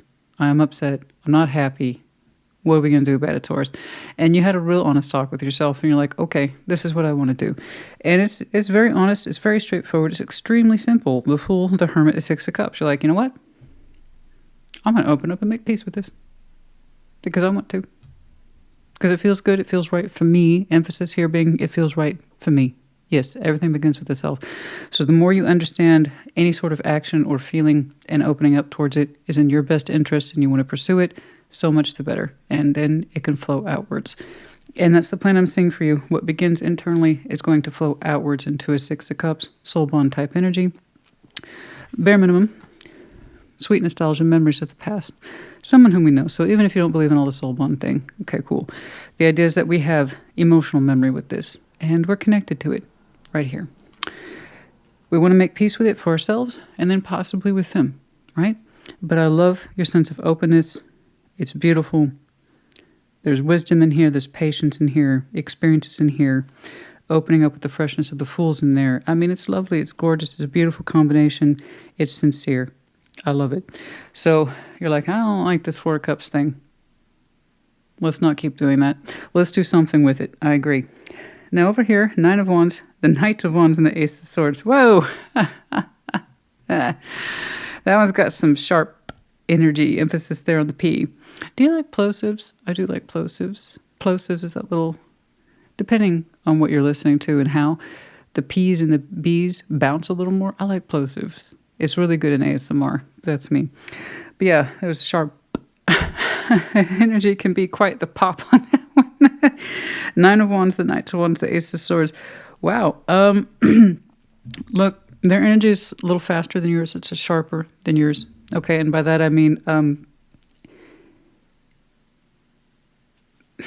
whatever this represents has a tendency to kind of get in there and lance the wound a little bit, so it can be very sharp, not very subtle, fast acting, if you will, cutting, getting to the point, delivery. And I can see where that might be a little off-putting, especially since you're coming from such a gentle goodwill point of view, and it is. It's very lovely. It's very generous. It's very nice, actually. It's lovely. I want it to be well received, and it's hard to tell because this person's personality, from what I've gotten just off these three cards, can be very sharp and to the point. A little rough around the edges, but I tell you what, it doesn't seem to mince words. It shows up with quite the. And I'm laughing. I get it because I actually do understand it in my own way. It's just, I bet that it just comes in like a rush, doesn't it? It just comes in like a rush, that person's energy, and then also their thoughts, the Ace of Swords. So I'm guessing they don't mince words, and they are a little rough around the edges. So I can hope that they can kind of match your energy and greet it with a little bit more softness, because that's, I don't know what caused the unhappiness here, but the fact that you're showing me such gentleness about how you would like to resolve it, I would like that energy to soften for you, to meet you a little bit more about where you are. That would be my only advice to this person. And that's, if they're listening, if they're doing that, I would just tell them to gentle it up a little bit, because they do have something to say. And they have a streak of passion for you, you know? And sometimes it gets rough around those edges, but the delivery, though, it's honest. I can't say it's not, but it can be a little rough. I would tell this person to ease up a little bit, you know, gentle it up for you a little bit, because your approach is really different. So I don't know. We'll get some advice. But over here, because here's what kills me, honey. I know they feel the same way you do. It kind of hurts my heart a little bit, because I know they feel the same way. It's just their profile is so sharp. It's cutting, it's fast, it doesn't mince words, and it can be a little rough in terms of its intensity. I understand this. But the thing is the both of you literally feel the same way towards each other.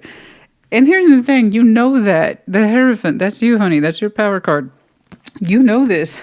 And Ten of Cups is an equal division with the Lovers. That's the literal equal division of energies. Spiritually, y'all two is connected pretty intensely. And emotionally, you're connected. So you being who you are and you putting your weight behind this energy suggests, yeah, I know. What are you going to do, Christina? That's you're like, I know who they are. I know what I'm getting into.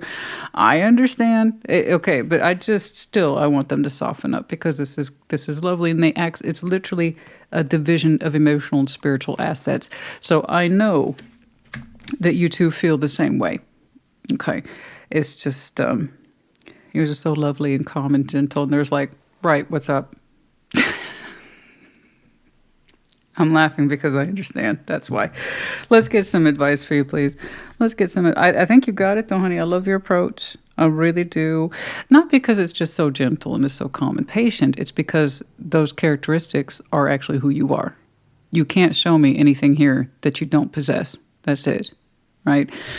So the fact that you have those qualities are quite lovely. All right? You cannot work with what you do not have. And you have some lovely qualities here. And in fact, you both share them. That's what I'm saying. I want them to soften up a little bit. That's lovely, though. Emotional harmonies here. You're standing behind that. Okay, authenticated. It's been authenticated by you. Strong lovers connection, all that jazz. Let's get some advice, please. I'm guessing we had a little tiff. We weren't on the same page at some point, which is very, very common for the lovers. All right. But the point is that you stand behind it, and that's what matters, yeah?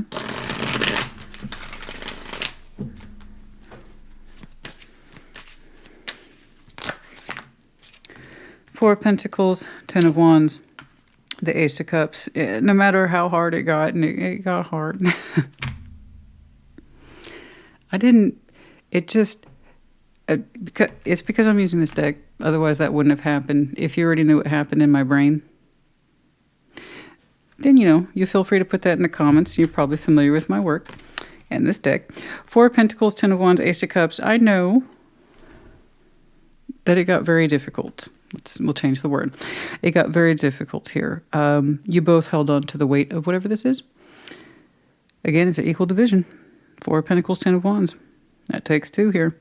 You both held on to the weight of this and a sense of difficulty and burden and hardship, and yet the love still remained. Ace of Cups. All right. There's a weight in here for the emotions expressed, not expressed. Okay. The fact that we held on, but also withheld. It's a dual effect here. And the weight of that, and the weight that it literally weighed on our heart to do this, to hold on, but not give to. Okay. You both felt it in your own respective ways. Yeah. I mean, you're both very, very similar in how you experience this, and carrying the weights of feelings, despite the fact that there was some sort of divide. Yeah, sense of bringing this into balance, bringing it home, bringing it into balance. More so on the spiritual side of things, weighing up the scales and understanding how you two are very much even in this respect. But yeah, bringing it into balance, guys. It's beautiful. It's a good thing. Anything else in here, please? We want this. I think the both of you do. I know that both of you do. I made that very clear. You both want balance in this to even up the scales, if you will. Okay. Like I said, this is heavily, heavily felt, and so too, therefore, was the frustration and the pain on both sides. Okay. All right.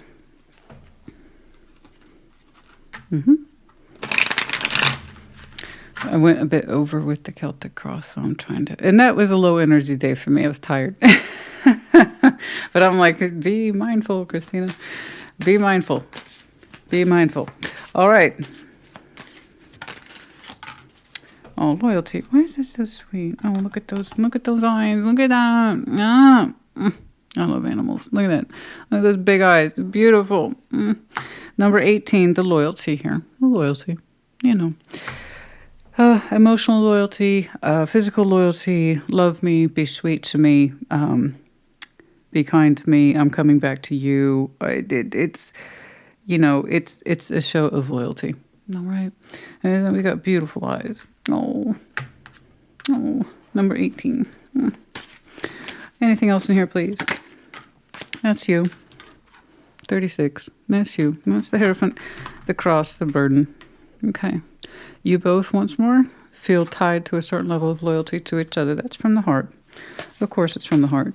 Of course, you both want to balance this. 18 twice. Is 18 a significant number for some of you?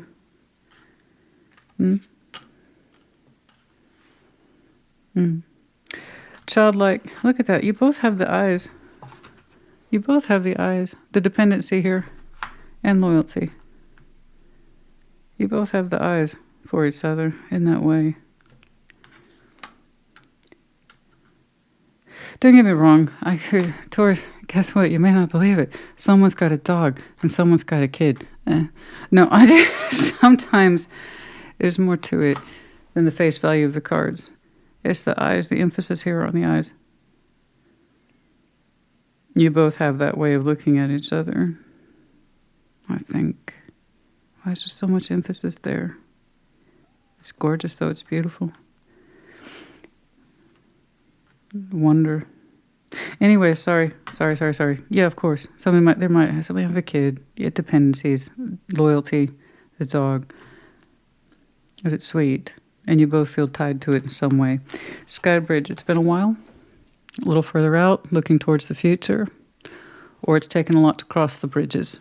Okay? Oh, number 38. I'm getting lost on the eyes. I don't know why.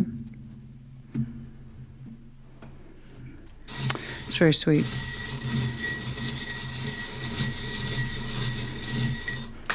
Oh, so many. Yes. Okay, we have the letter N. Okay, I thought one got away from me. The Tree of Life, 10 of Pentacles, of course. Many of you are concerned about this. Your legacy, your roots, what they touch and why, the development of them. Of course, I'm not surprised that you get this. It's parts of your foundation, I believe, whatever this is. Yes, of course. We have the Medallion of Capricorn in the reverse, the key word here being ambitious. And then we have the Medallion of Aquarius up. You might have Aquarius or Capricorn in chart, could be connecting to either. And then we also have the envelope with the heart right there in the middle. So here we have correspondence, communication, something that's thoughtful and sent with love. Okay? All right, Taurus, honey, I do hope this helped you. It was gorgeous. It was gorgeous. Look at that. I don't know. I like yours a lot. It feels good. Okay? I hope this helped you. Put it in the comments. Take care. Be well. Virgo, welcome to your Sunday check-in. Show me Virgo and their person. Show me Virgo and their person. Very good.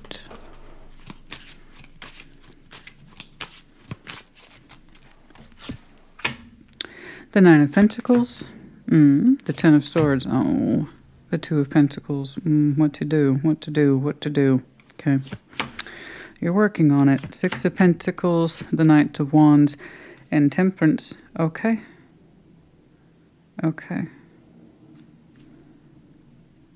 I mean, that's active work. Okay. The Knights of Cups, the High Priestess, and the Five of Swords. Overview. King of Swords. Someone's not telling the truth.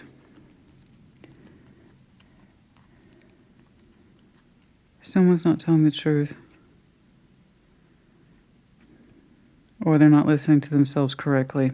King of Swords, you opened up with that straight away. It's like, I know what I know. I've made up my mind. I've made a determination. I'm going to act accordingly. Except when I actually look at you individually, you're like, I'm trying, but I'm not as confident as I initially presented here. So 9 of Pentacles, 10 of Swords, 2 of Pentacles. You're saying it's really hard for me to get together. I was determined to do it, but when I look at myself as an individual, you're like, I'm not personally not doing so well. And something here has affected you. 10 of Swords. Possibly an ending, I don't know. It's a lot of pain. And you're like, I thought I could handle this, and I'm trying to make myself okay, and I'm struggling with it. On the outside, you're like, I made up my mind. Boom. This is what I said. This is what I said I was going to do. And then now you're showing me chaos. I don't know anything. I'm not doing anything correctly. That's not true. It's taking you a while to find your footing. Now, what it is you're finding your footing from, I don't know. Recovery, most likely. I can tell something happened, yeah. And it weren't fun. And it did not feel good. And it's making you question this initial reaction you had. Well, I'll be fine. I got it. I got this. I know what to do. And now you're like, do I? You are making progress. You're just not going to see it right away. All right? It feels like it's been a while since you've had to consult just yourself on a particular subject. And now it's like, oh, it's just me making decisions on this one. And it's uncomfortable. And I'm having to deal with the fallout. And it's uncomfortable. I don't like it. But it's important that I appear like I know what I'm doing. Okay. Now, I have someone attached to you, Six of Pentacles, the Knight of Wands, and Temperance. They come rushing in as, I believe, a support structure. All right, Virgo, let me help you with this. All right. And there is a stabilizing effect attached to this person. It is fast. It's a rushing element. I got this. Let me help you. Da, da, da, da. So I don't know who this is to you. Six of Pentacles, Knight of Wands, Temperance. That's a lot of goodwill, good energy, good vibes. We got this. Let's stabilize. Let's structure. So I don't know who that is. It doesn't come across as romantic to me. It comes across as someone who is showing you elements or wanting to show you elements of patience and consolidation of difficult feelings and healing elements and stabilization. Let's stabilize this, Virgo. Let's stabilize this. We got this. We got this. I can help you. So I don't know who that is, but they mean well. Okay? And it's kind of like, let me get in there and help you. Let me get in there and help you. And you're kind of like, I'm supposed to figure this out on my own. And this person's like, yeah, but I see you struggling, so let me help you. Okay. So their energy looks calm, it looks steady, it looks patient. It comes in fast and is not fast to exit though. It stays. It lingers and it looks supportive. It looks stabilizing, like I said. So it shows up in the 3D and it shows up sincerely in the 3D. This person is packing a lot of healing skills, good reflection of emotional energies and spiritual energies, and let me help you with that. Let me help you with that. Okay? But it's not quick to exit. It's not. Knight of Cups, the High Priestess, the Five of Swords. You're not listening to yourself, I think. Your intuition has been cut in half these days. And you're saying, I don't know what to feel anymore. That's not true. That's not true. I see you struggling to deal with some sort of fallout here. And you are trying to get on your own 2 feet with it. You really are. And you're telling yourself, I don't know what to feel. Yeah, you do. Your true heart flow is in there somewhere. How you really feel about this, what's really going on with you, how you really feel about yourself is in here. But you're doubting your intuitive feeling. So it's hard for you to listen through all that noise. It's like you can't turn down the volume, at least right now, on your thoughts. It's like saying, Virgo, I don't feel anything about this. My intuition's not here. No, it is. It is. There's the truth of you in here somewhere about how you really feel. Outside the pain and the confusion and what looks like personal kind of chaos.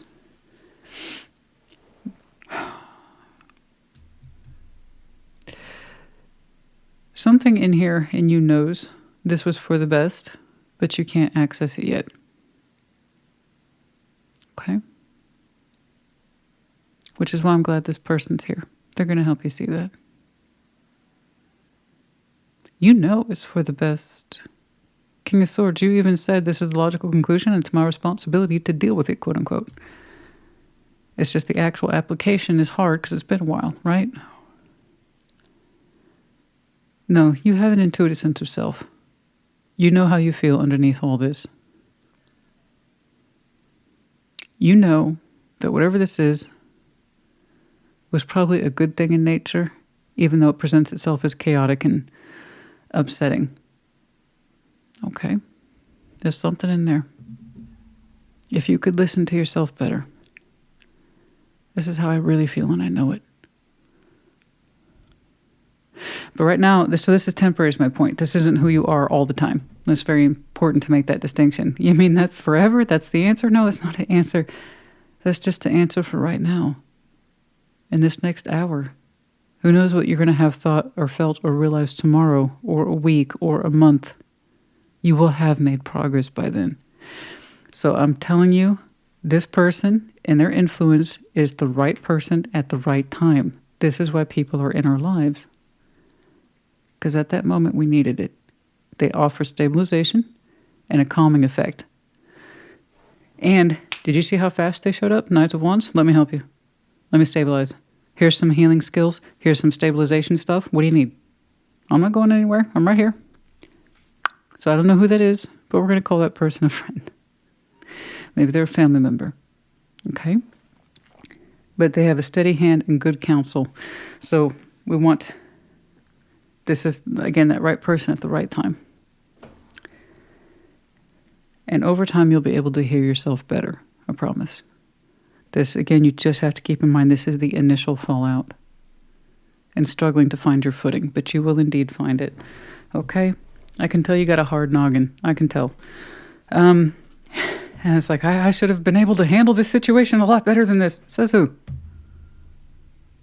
What? The Virgo of the yesteryears when you were in your 20s and you could handle anything because, hey, you were 20-something? What? Who said? Who said you were supposed to be handling it better?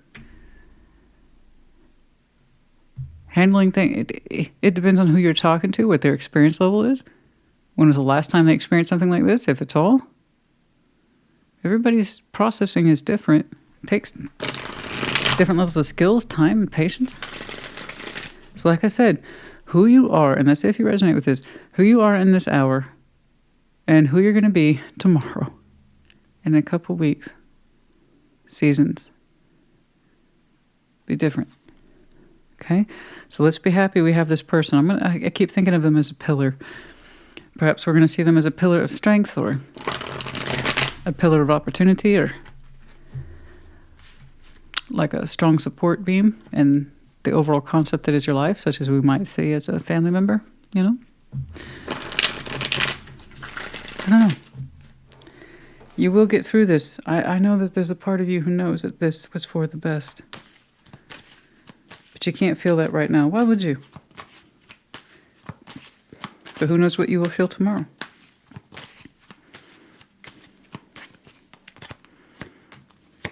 Seven of Pentacles, Four of Swords, Three of Wands. Take your time with this. There's no rush. Seven of Pentacles, Four of Swords, the Three of Wands. Take your time with this. You will need several points of healing over several points of time references in your life.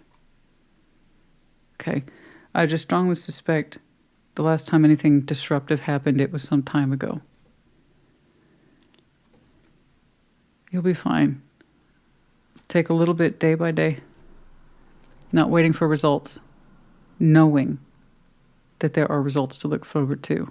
You give a little bit of healing to this every day as practiced exercise, you will be okay. Okay? And also there is that sense of, I knew this was coming. I saw it, yeah, but again, the reaction to it until that thing happens, until that event happens, doesn't mean it still doesn't shake us up when it finally arrives, you know? It's like I had a lot of time to mentally prepare around this. Yeah, but it still hit the way it hit, you know? Anything else in here, please? The Devil, the Knights of Pentacles. That doesn't mean we were any less afraid of it, even though we saw it coming a long time off. I understand. I know. It's going to be okay. A little bit of healing every day. A little bit more insight every day. You'll be all right.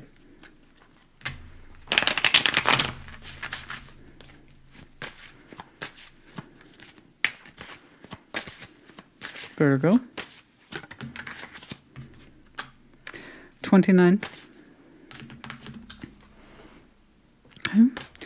The woman with the rose, typically associated in this deck with romanticism or the one who is open to love. Inquiry, number 44, looking deeper at the details, false person, false hopes, false wishes. False hope, false wishes. Looking in the wrong direction. False hope, false wishes.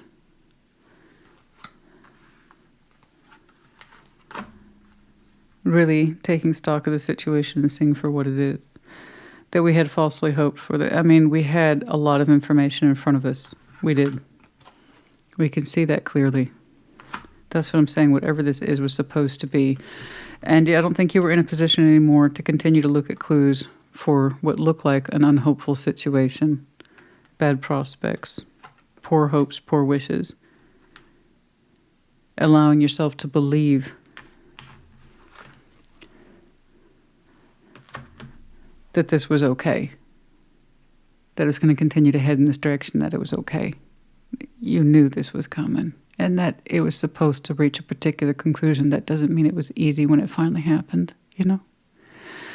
You don't want to continue to wish for a false construct, because then you'll continue to get false results in your life, be it in love or work or anything else. You know, falseness begets falseness. So the more we allow ourselves, I want to keep wishing for this and believe it, we're going to get those same results. So whatever this is, I'm glad it's done. And it's not that you can't trust your intuition, you just can't hear it right now. Okay, that's all right. That will change in time. Give it more space. All right? Oh, the letters Y, R. We have the medallion of Gemini. You might have some very prominent Gemini in your chart. Could be connecting to one. The infinity loop landed appropriately on this temperance card. Whoever this is, you have a deep connection with. They feed your soul well. They always have. You know who I'm talking about. They're not random. We have the owl in reverse and upside down. We're questioning everything we knew or thought we knew. No. You knew what was correct. It's just the shock of it happening finally, it seems. The heart with the nurse's cap in its reverse. You don't think you can heal your hearts over this. No, that's not true. Your process has just started. It didn't take an overnight result to put you on this path. Therefore, the correction of it's not going to be an overnight result either. Patience. A little bit of healing can go a long way. Every day. Virgo, honey, I do hope this helped you. Put in the comments. Take care. Be well. Capricorn, welcome to your Sunday check-in. What's going on? Show me. Show me Capricorn, please. Show me Capricorn. Forgot to put that back. Show me Capricorn and their person, please. Let's do one more.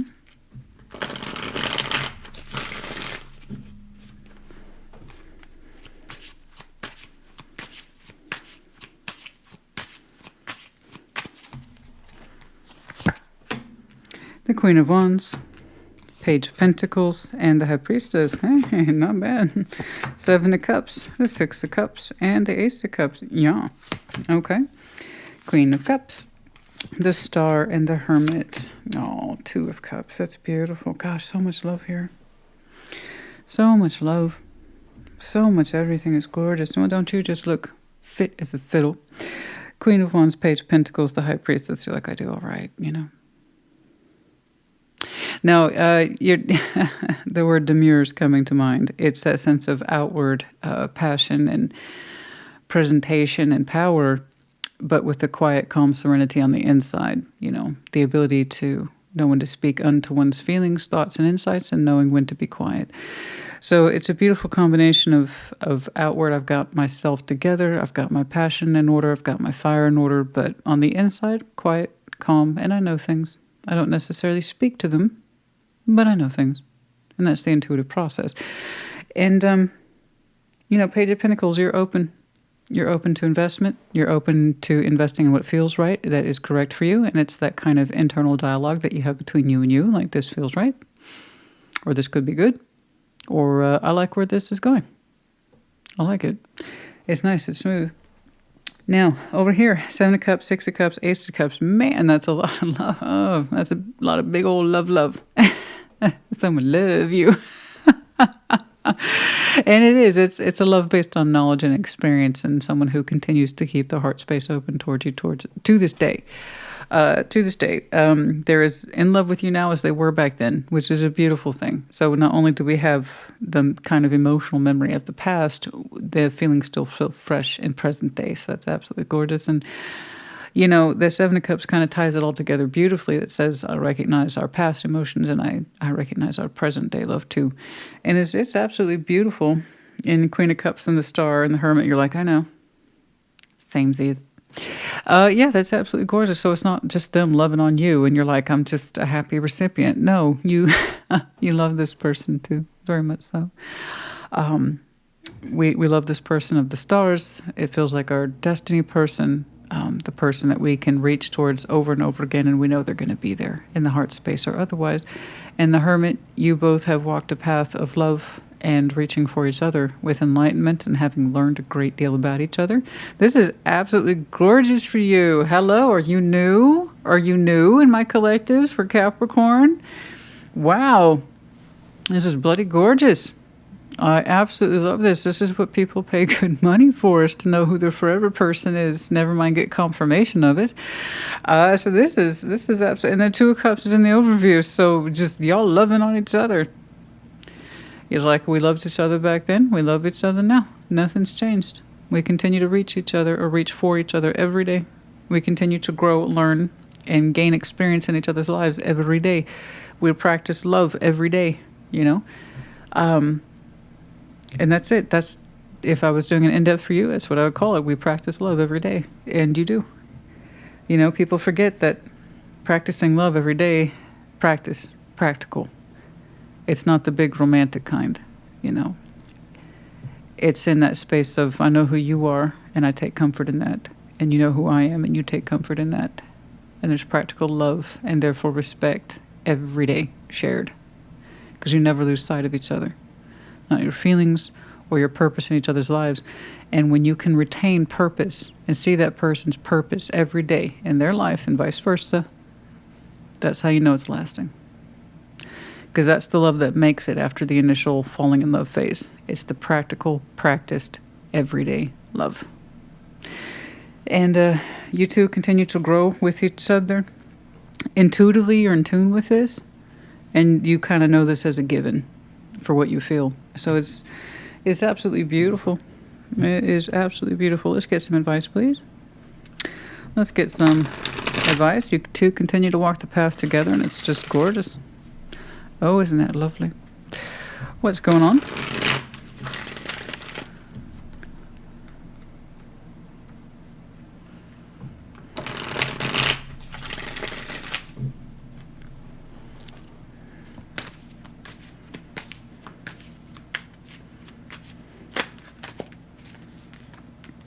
Page of Swords, the Hanged Man, and the Ace of Cups. Yeah, nothing's changed over time. That's beautiful. I mean, the love hasn't changed, clearly. What I mean is that the insight that started out in the yesteryears or however long ago, we've had a lot of time with the Hanged Man to develop it, to learn as your two heart spaces just deepened into each other more and more. And we have the both of you have a stronger understanding of what it means. So you may not have known starting out, but look at where it led you to this day. The love still feels fresh. It still feels as fresh today as it did back then. And that's beautiful. That's the thing, guys, we have to keep in mind. Purpose as well as practice. Purpose and practice. By purpose, we respect each other and what each other has to bring in terms of thoughts, opinions, and actual actions and behaviors. And then you practice it. Practice mindfulness. Practice love every day. And it will still feel as fresh today as it did back then. And we keep the conversation alive. We keep the passion alive. It's gorgeous, honey. It's absolutely beautiful. Wow. That is absolutely beautiful.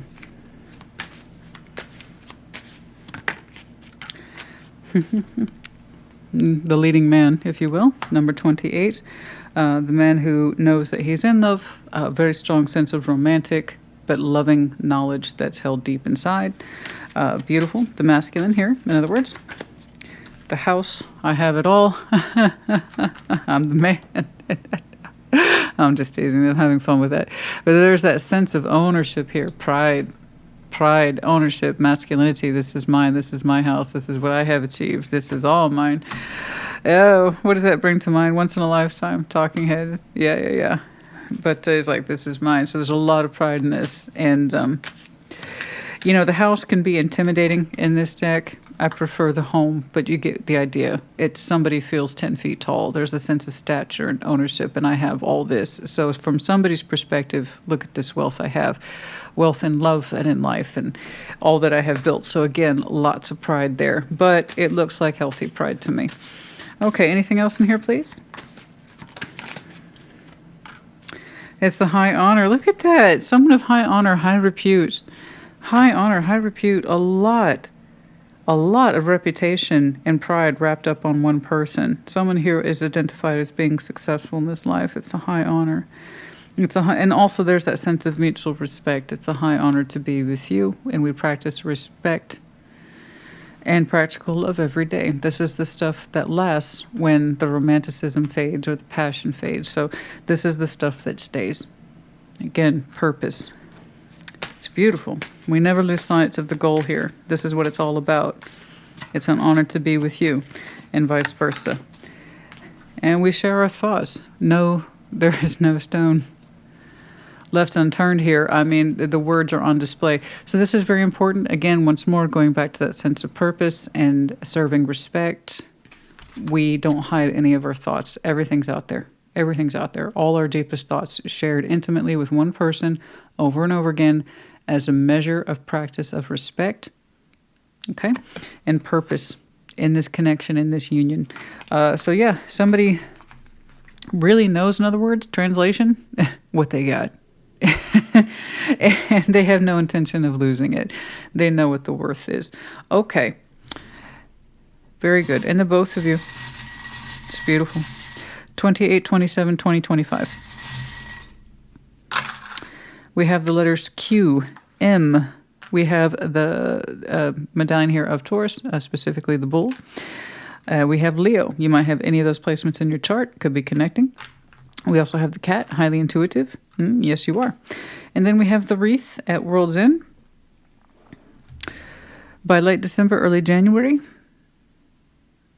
this could be a renewed cycle that you continue to renew year after year. Okay, the cycle or the world, closing, opening, and then renew. Yeah, of course you want to renew this one. This would absolutely be a circle that you want to keep closed. And then for some of you, the gift-giving season represents perhaps an anniversary marker or a time of importance for you both. I'm not quite sure. I don't quite know. But if you're coming up upon your anniversary, congratulations to you. Okay. All right. This was great. This was wonderful. Capricorn, honey, I hope this helped you. Put in the comments. Take care. Be well. Scorpio, welcome to your Sunday check-in and happy birthday. What's going on? Show me Scorpio. Show me the Scorpio and their person, please. If you're one of the early ones, let me know. What's going on? And I hope your birthday has been fantastic and celebrated in good company. What's going on? Show me Scorpio. The Star. The Emperor. King of Swords. My. Feeling a little ambitious, are we? You're like, yeah, but I got it, though. I got it. Don't worry about it. I'm not if you're not. Page of Swords. Nine of Pentacles, the Wheel of Fortune. Okay. We'll get back to that. The Knights of Wands, the Four of Cups, and the Page of Cups. Yeah, apparently they will too. The High Priestess. Wow, so not only are you showing me Big Daddy energy here, Big Mama energy, however you want to put it, the High Priestess, you're also like, P.S., I'm intuitive. Yeah, happy birthday, all right. Wish upon a star, honey. Careful how you blow out that candle. Oh. But you're like, I feel good. And I just know that. I just feel good. And yeah, you're just highly intuitive right now. You're feeling it. You're feeling your season. You're feeling your sign, baby. You're all in it. The Star, the Emperor, the King of Swords. Whoa. How you doing? And that's what's up. I know. I feel so good. Yeah, you feel great. You are aiming towards a star, whatever that is to you. The star is deeply, deeply personal. It is literally to wish upon a star. Not everybody's going to wish upon the same star. That's the whole point. It's personal to you. It's how you would navigate your life, be it in principle of work, a goal, family, love, whatever it is. You're like, that's what I'm doing. That's what I'm going to follow.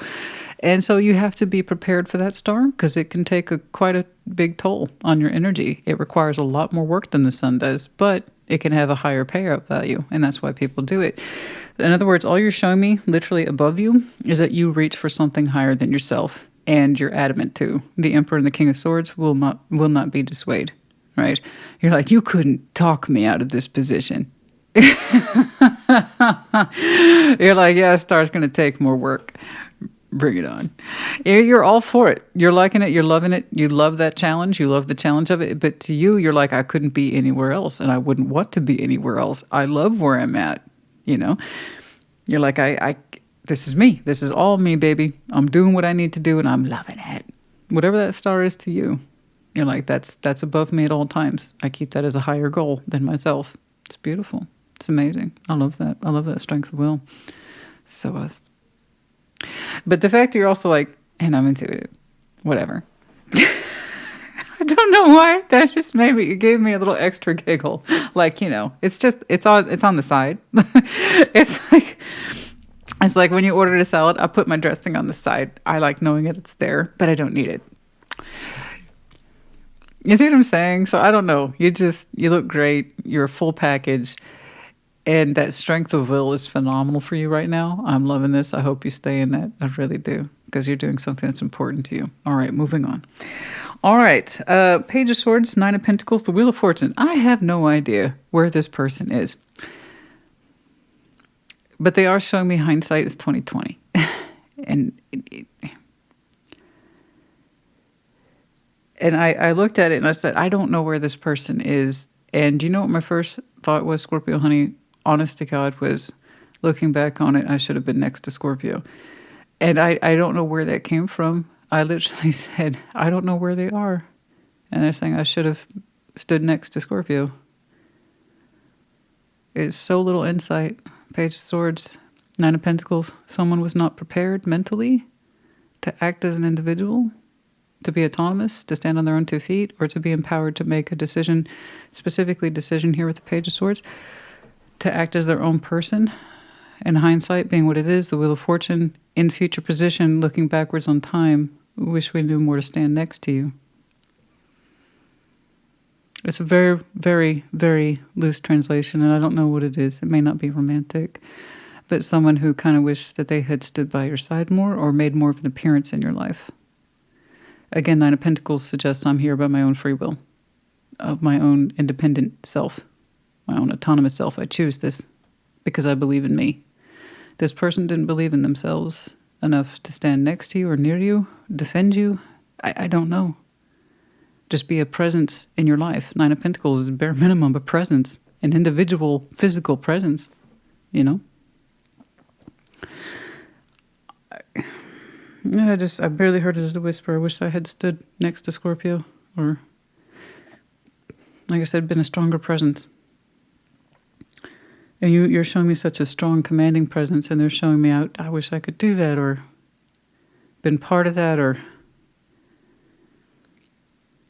I don't know. And in a way, even though you're not trying to lead, I think, anybody, you are presenting a very, very, very, very powerful example of autonomy, self-propelled willpower. Maybe they look to you now with that kind of frame of mind. Could I be more like that? Could I dare determine my own fate and stand by it? I don't know. Knight of Wands, Four of Cups, Page of Cups. If someone's upset, you know, emotionally lethargic, detached, a little depressed maybe, not feeling on the same page, just upset. Whoever that is coming forward in due time. But it's done so with enthusiasm and a little bit of an open heart, and sometimes that's all you need. It's a little guy, Page of Cups. But it recognizes that it should try to be open as opposed to negative or shut off. So, who puts forward, could be them, could be you. I honestly don't know. I just see one person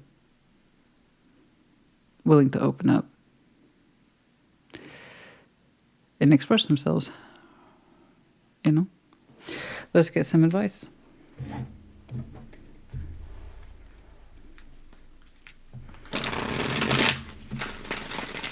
Let's get some advice, please. And that's something this page can handle. Like I said, a little bit of emotionality, a little bit of openness, a little bit of vulnerability can go a long way.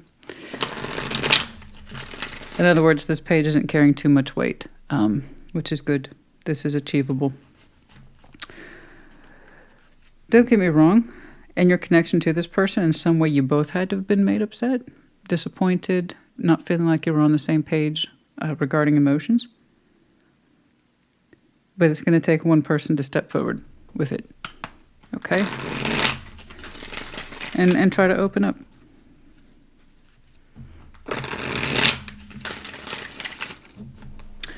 All right, let's get some advice, please.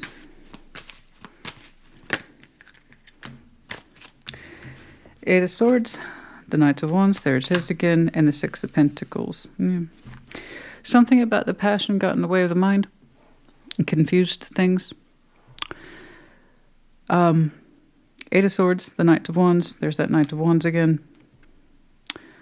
Somebody's passion and or enthusiasm got out of the way or shut down. Their intent, their good energy, their good sense of hope and enthusiasm and optimism got shut down by willful blindness, Eight of Swords. The inability to see because we're not allowing ourselves to see it correctly. So someone's mind took over a dialogue that was largely emotional, okay, in experience. And yet, it kind of shut down the balance here. Six of Pentacles, there's supposed to be an exchange here, and it didn't happen. However, I can only see what's here, not what isn't, which means that balance can still be paid or, like I said, just balanced out. Someone's so fearful of what they feel. It's swift.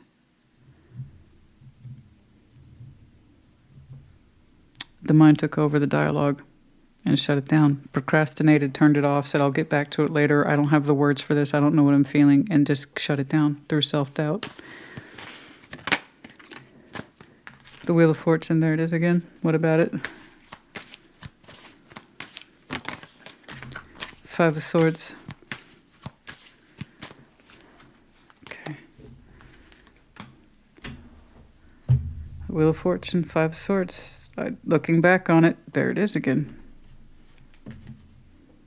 I didn't believe in myself. I talked myself out of it. It was self-sabotage. I told myself I couldn't, or I wasn't strong enough, or I told myself whatever it is I told myself to get out of that situation or to shut things down.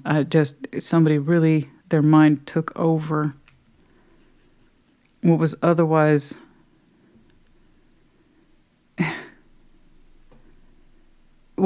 a connection where things were easily felt, perhaps if not too fast or too quickly, or perhaps the swiftness of one's emotions got in the way. I don't know. But somebody has a really strong proclivity for self-doubt to the point that they self-sabotage and take several steps back just when they're about to take a step forward. It was kind of crippling.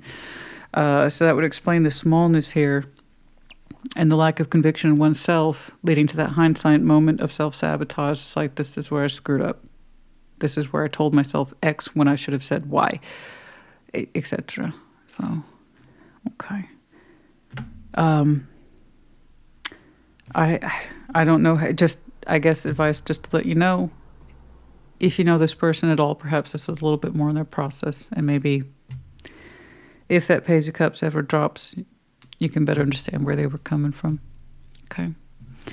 But hey, tarot doesn't dictate action. You do. Tarot's the perfect choice, not the absence of it. You don't have to do shit with this.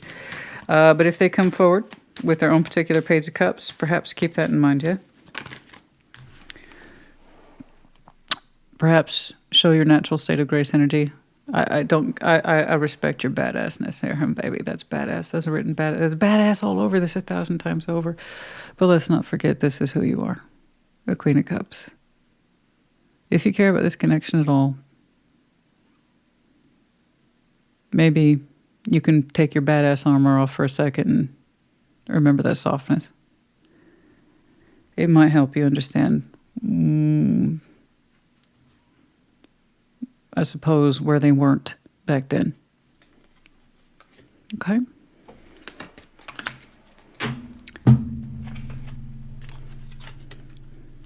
And that's up to you. I'm not telling you you don't have to do anything you don't want to do. Okay? I'm just saying, there's where you are, and it's beautiful. You worked your way there, I have no doubt. But in your heart of hearts,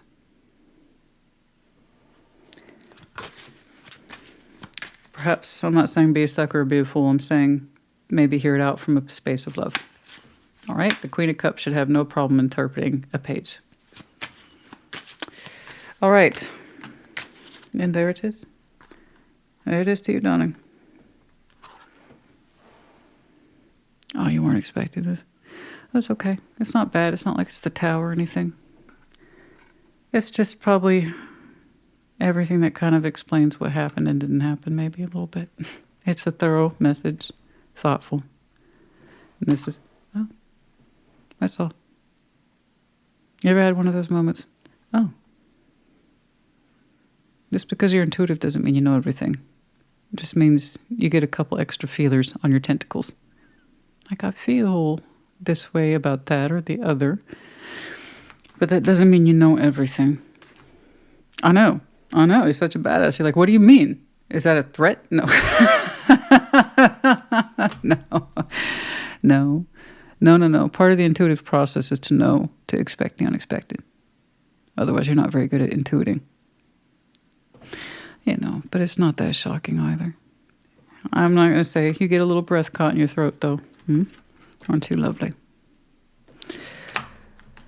Red really pops on you. There's that message. Yeah, 7 and 29. Moving on. People might accuse me of favoring you.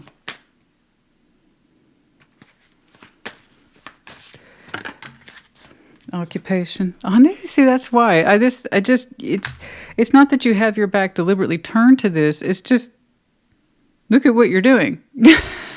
Number 34. I don't think you're trying to be a dick to this. I really don't. Whatever that was it's coming across as the yesterdays. The Wheel of Fortune showed me here twice. In retrospect, hindsight, all that stuff. So whatever this is already happened. It's there's something about it that's catching up to you eventually in terms of its more finalized layout, I suppose, if you will. All right. We have the letters U, B, Y. We have U in the reverse and upside down. There's nothing about, you're not attacking this. It's not about a survival thing. It's not a power trip thing. You're not pursuing this. You're just, I'm not saying you're not going to pursue it if it comes through. What I'm saying is just that you're doing other things. That's all. And when we have the heart with the dog paw print in it, you love your animal, you love your dog. Good. As you should. All right.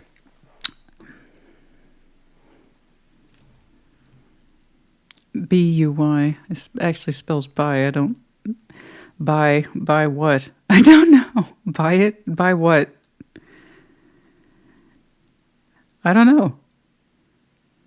I just happened to notice that. Anyway, Scorpio, honey, hope this helps you. Put it in the comments. Take care. Be well.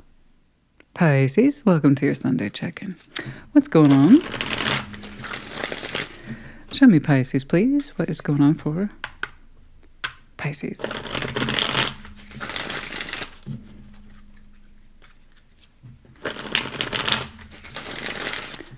Very good.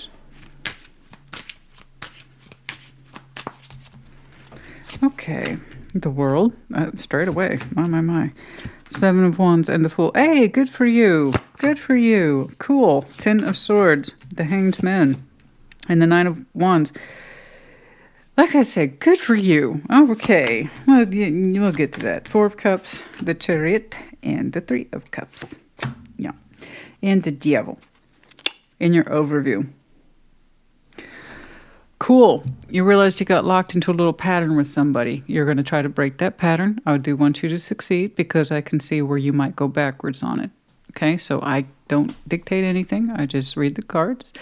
Tarot's the proof of choice, not the absence of it. Straight away, you opened up with the Devil. Now, you have a pattern here with somebody. I see that. It's an in and out thing.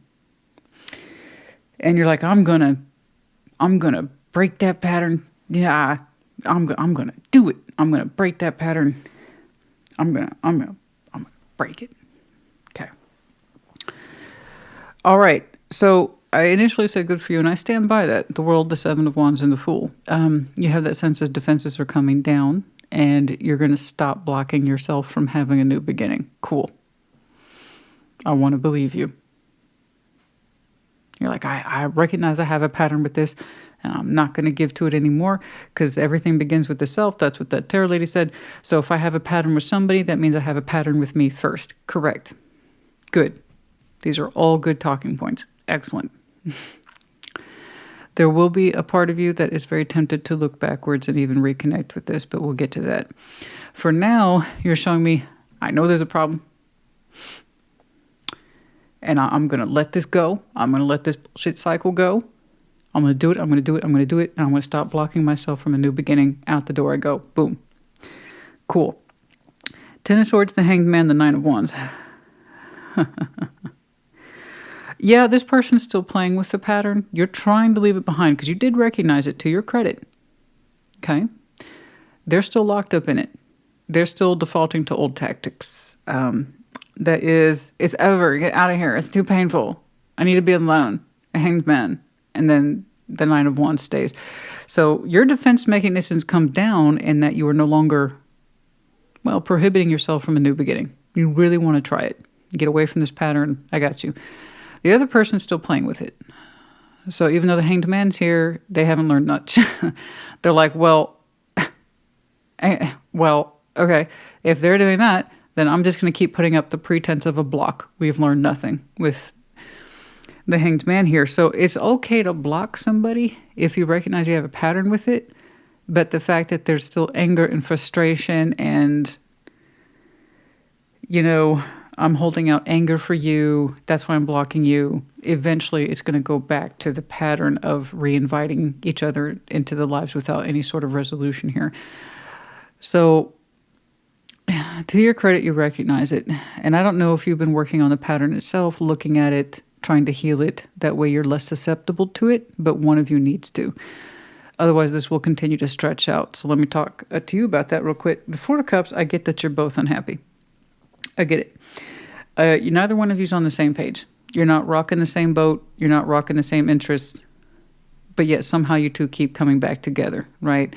And it's kind of loose connectivity that I can tell feels good when it reconnects. But when it goes back to the bad side of things, that also feels equally bad.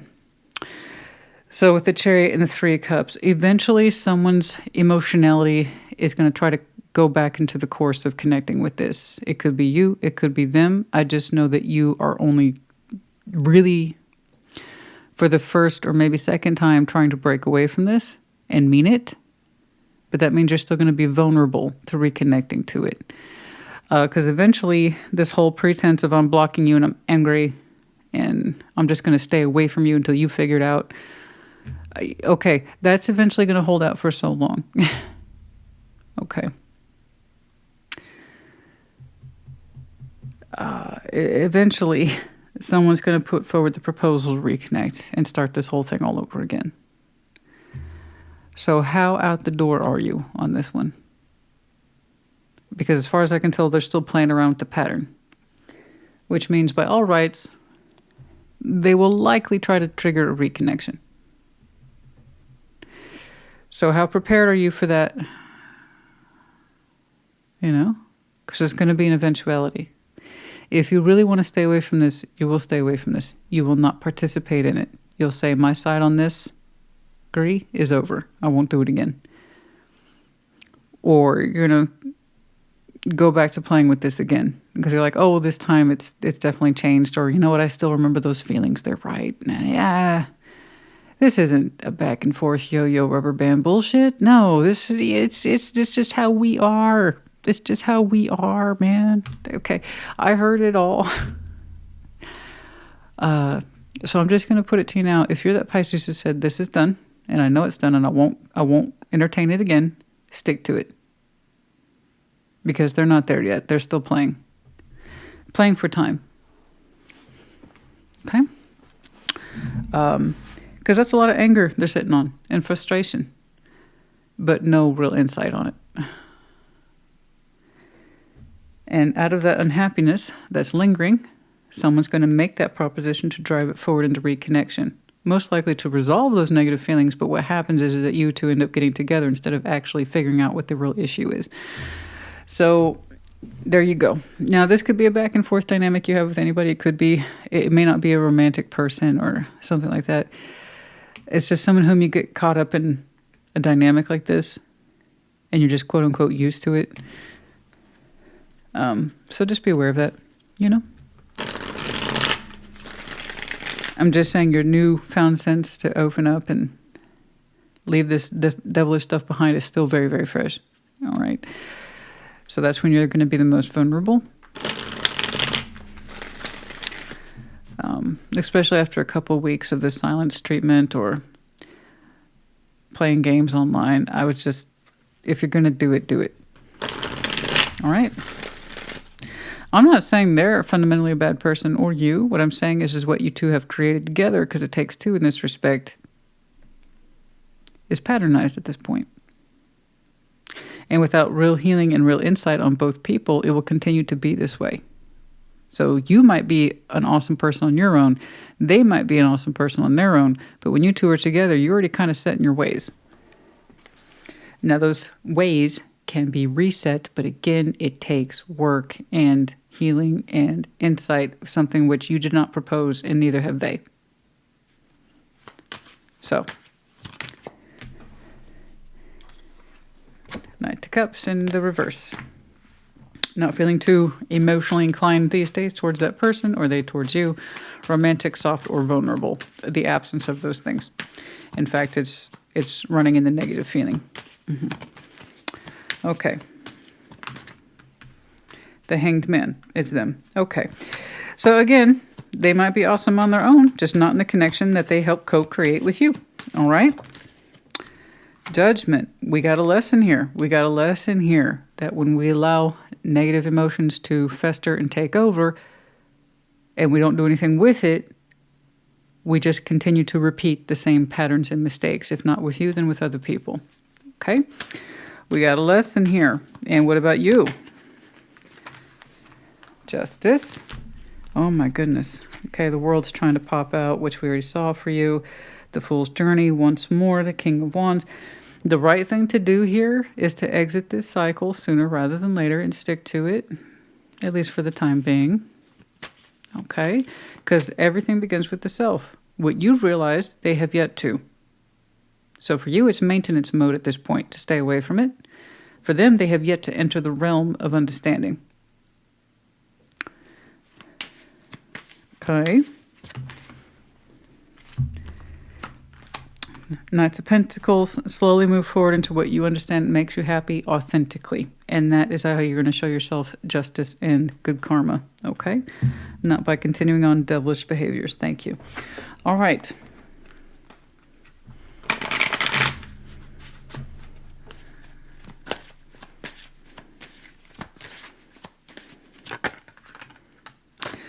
Be mindful of your tree of life, your legacy, what it is that you pass down. Okay, begins with you. You might be young and you may not be thinking like that right now, but I promise you what you establish in your roots today will be of in your foundation later.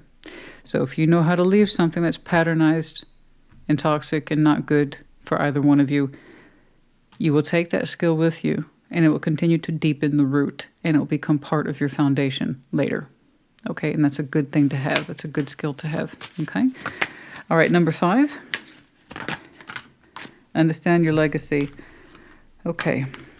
There is nothing here to be offered. Oh, good God. Sorry about that. Coffin and unexpected income. There's nothing to be gained from this, positive or otherwise. Thoughts. We've had thoughts. I'm not telling you. You're telling me. You've had thoughts about this. And this is a good practical thought. Can anything good be gained from this? Is there anything left to expand upon, invest in this? We've been thinking about it already. 16, 19, and 27, okay? Some of you might be on the verge of your careers or your formal educations, and you're like, is this what I really want to take with me? Okay. The letter D, the letter R, we have the arrow of Sag. You know, you can either see that as an arrow of Cupid, as in love, or arrow of war. You know, striking home. Okay, we have the cat in the upright. Yes, intuition. 2 cats with intuition. I strongly suspect you both feel this in some way. And yet that human spirit and the lack of insight being what it is, we're not listening. And for some of you, simply you love cats. You have a couple maybe. All right, Pisces, honey, I hope this helped you. Put it in the comments. Take care. Be well. Cancer, welcome to your Sunday check-in. What's up? What's going on? Show me Cancer, please. Show me Cancer in their person. Show me Cancer in their person.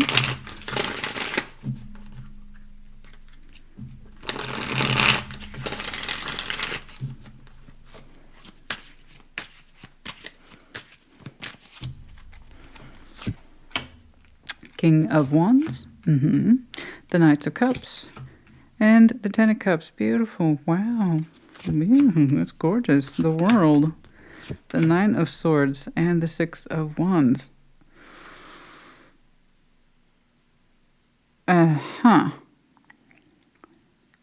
Okay, we'll get back to that. Seven of Cups, the Sun, strength, and then in the overview, oh, thank goodness. Oh, honey, I was about to say, you know you two don't line up, right? Like, I was about to pull you aside and give you a little PSA. We don't have to. Oh, thank goodness. Okay. I was going to say, I love your feeling, but I don't think they feel the same way. That's where we were headed on it, because it was like this. You're all the way up here, and there's some... Like their side of the scale hit the ground and yours is way up here in the sky. I was like, I don't think these two are going to meet in the middle. Thankfully, no, that's not the case. Thank you. Okay, Ace of Cups is in your overview. Oh, thank goodness. Your heart's swelling right now, and it's gorgeous. It's a gorgeous swelling. And I'm like, whew. You're going for new love. Because I would say, honey, I don't want that gorgeousness to go anywhere near here. No disrespect. I'm just saying you two are clearly in different spaces. And if you're going to try to lower your feeling down to where they are, you're always going to try to get them to rise up to an impossible feeling or standard that they're not going to be able to meet. In other words, that's a no-go. But no, you're like, no. Ace of Cups. My heart's full. It's overflowing. In fact, it wants to break off into two. Thank you. I know that. It's going somewhere else, and we're going to call it no. Yes, we will. Okay, King of Wands, Knight of Cups, and the Ten of Cups. Wow. Beautiful combination here of water, fire, passionate, romantic, turned on, vulnerable, but also with a greater note in mind of the Ten of Cups. You're like, it's got to have a purpose, though. You do. You want your next love venture or adventure, but venture to really mean something. Ten of Cups, you want it to harmonize against a greater context in your life, i.e. family, friends, the people who really support you in this life. You're saying the next time you fall in love, it needs to have a greater purpose. It needs to fit in. It needs to have harmony, and it needs to correspond well with many people in my life, right? So you're like, yes, I want a personal love because this is very personal. King of Wands and the Knight of Cups. Yes, I'm open to new love. Yes, I'm open for business. Yes, I'm a passionate creature. I'm a loving creature. I'm a romantic creature. But also it needs to serve a purpose, Ten of Cups. So it can't just be some aimless love, right? It's got to have meaning, it's got to serve purpose, and it has to have a sense of destiny, but it gets on well with everybody, it fits in, and I fit in their Ten of Cups and all that kind of stuff. So that's gorgeous. You have a very strong sense of love, where it's leading you, and what you would like to see in it in future as well. I was ready to say, please don't point all that deliciousness at this, because I don't know what the hell that is. The World, the Nine of Swords, and the Six of Wands, there's a weird sort of arrogance attached to this that says, I'm glad it's over. I'm glad. Do you hear me? I'm glad.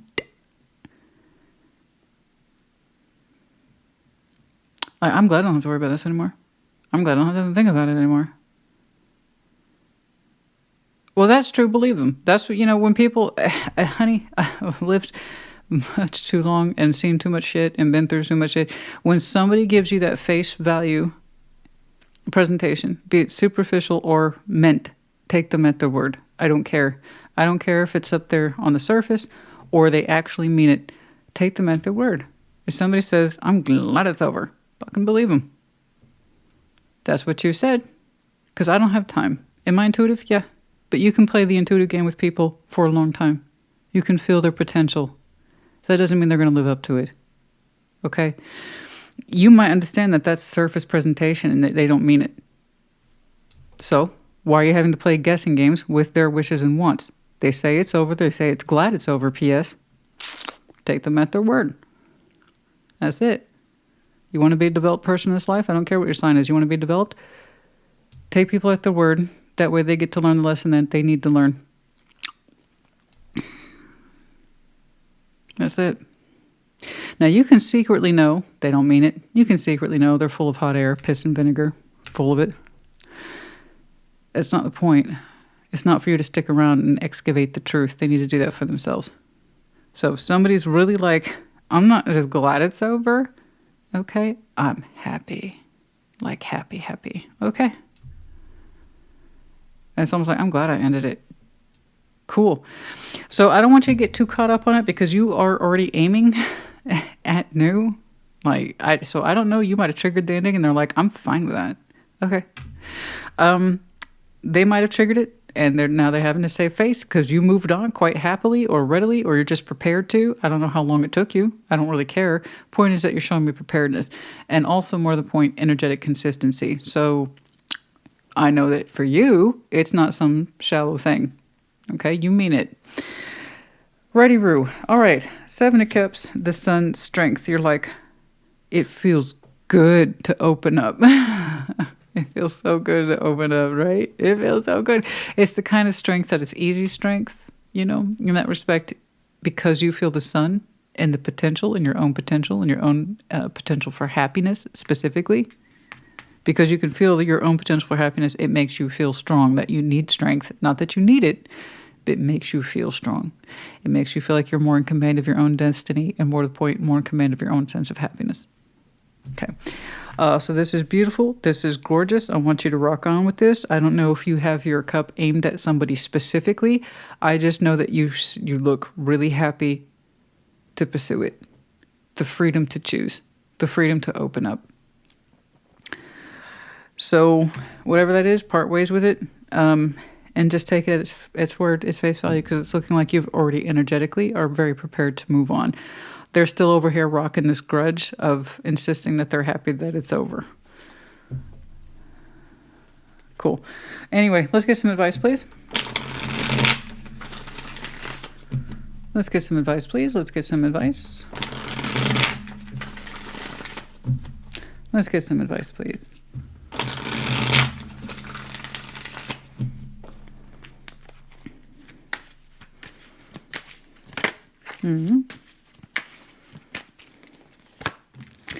Page of Cups, the Fool, the Queen of Cups. And just because there was a 4th in here, yeah, good on you. Good. Like I said, you're primed, honey. You are prime real estate. You are prime rib. Let's get you going. You look great. You look gorgeous. You look sexy. You look sexy in the heart. You look sexy in your spirit. I love this. Like I said, you are so prepared. It's not even funny. How long did they give you to prepare for this? How long they insisting it's over and that they're happy it's over? Because you look so energetically prepared. Honestly, the Fool, Queen of Cups, and the Empress, your natural state of grace of energy is here. And where you're headed could be fellow water sign, but it doesn't look random at all. You seem to be reveling, rejoicing in your new beginning with aim and purpose of something emotionally harmonizing, greater than you, and is deep. Excuse me, I said deep. I was trying to combine the words deep and genuine. That's what it's like to be me. I do that constantly. And also my future vehicle, my dream vehicle, will be a Jeep. Hell yeah. I'm not sure which one yet. Right now I'm leaning towards them. Well, anyway, you don't want to hear about that, but it's my dream vehicle. I'm looking at next year. So it's funny I said Jeep because I'm looking at them now. But what I meant, literally, I really did mean deep and genuine. It came out as Jeep. And I don't even know why. It's J versus a G. Anyway, I'm sorry, honey. Have a moment to laugh with me. But yeah. All right. And the Fool, the Queen of Cups, and the Empress. Gosh, look at that. That's gorgeous. Like I said, it doesn't look random to me at all. The joy of freedom suits you. The freedom to pursue suits you. And to open your heart to something of significance and empowerment suits you very, very much. In the Page of Cups, it's like, yeah, I'm opening to that. I know you are. I see that. You go on then. But it just, you look so prepared, no hesitation.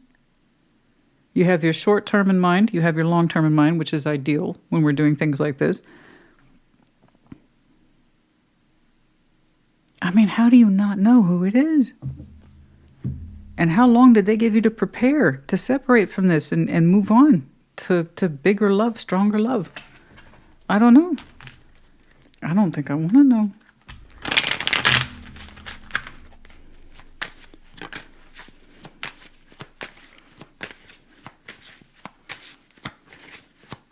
I've always wanted a Jeep. Always. It's just so much my personality. It really is. I've always wanted a Jeep.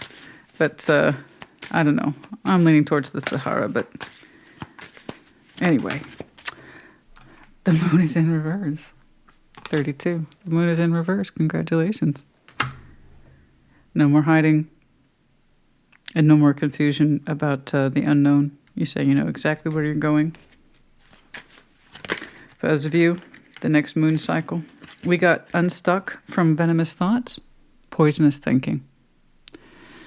We had to get ourselves unstuck from that, understanding its origin and that there was no surprise in it. Someone was caught in venomous thoughts, venomous thinking. Over there it landed. It's the Lover's card, of course it is, number 15. That's where it landed, right over there on your heart space. Your Knights of Cups. You're like, yeah, no, it's not random at all. I know exactly who it is. I don't think so, you cheeky devil. I mean that in a fun way. Yeah, no, Lovers.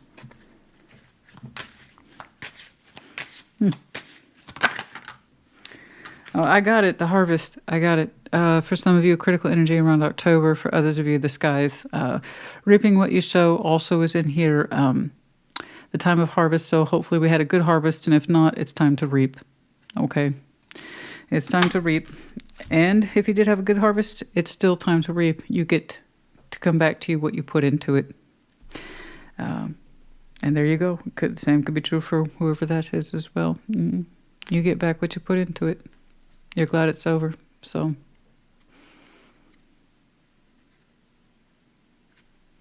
finish the thought, you know? That kind of thing.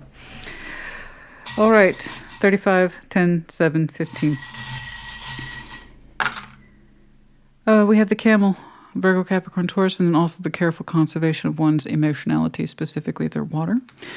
The Great White Shark in reverse is something here we're no longer pursuing out of survival or necessity or anything like that. Also the indication for some of you, Scorpio season. The silver lining, the cloud has a silver lining. Yes, I should say. Some of you like stormy days, or perhaps it's a moody day, cloudy day where you are. That's 3's not enough. Come on. I need some letters. I need something. Give me something. The letter H, and of course we have big heart here. Okay. All right, Cancer, honey, I do hope this helped you. Put in the comments. Wow, so prepared. So prepared. The only reason, guys, in case it's not obvious to you or it's been a while since you've heard it, why I still see this is because they're still connected to you in some way. In other words, they don't fully believe what it is that they've presented. But that's on them to figure out and sort out, okay?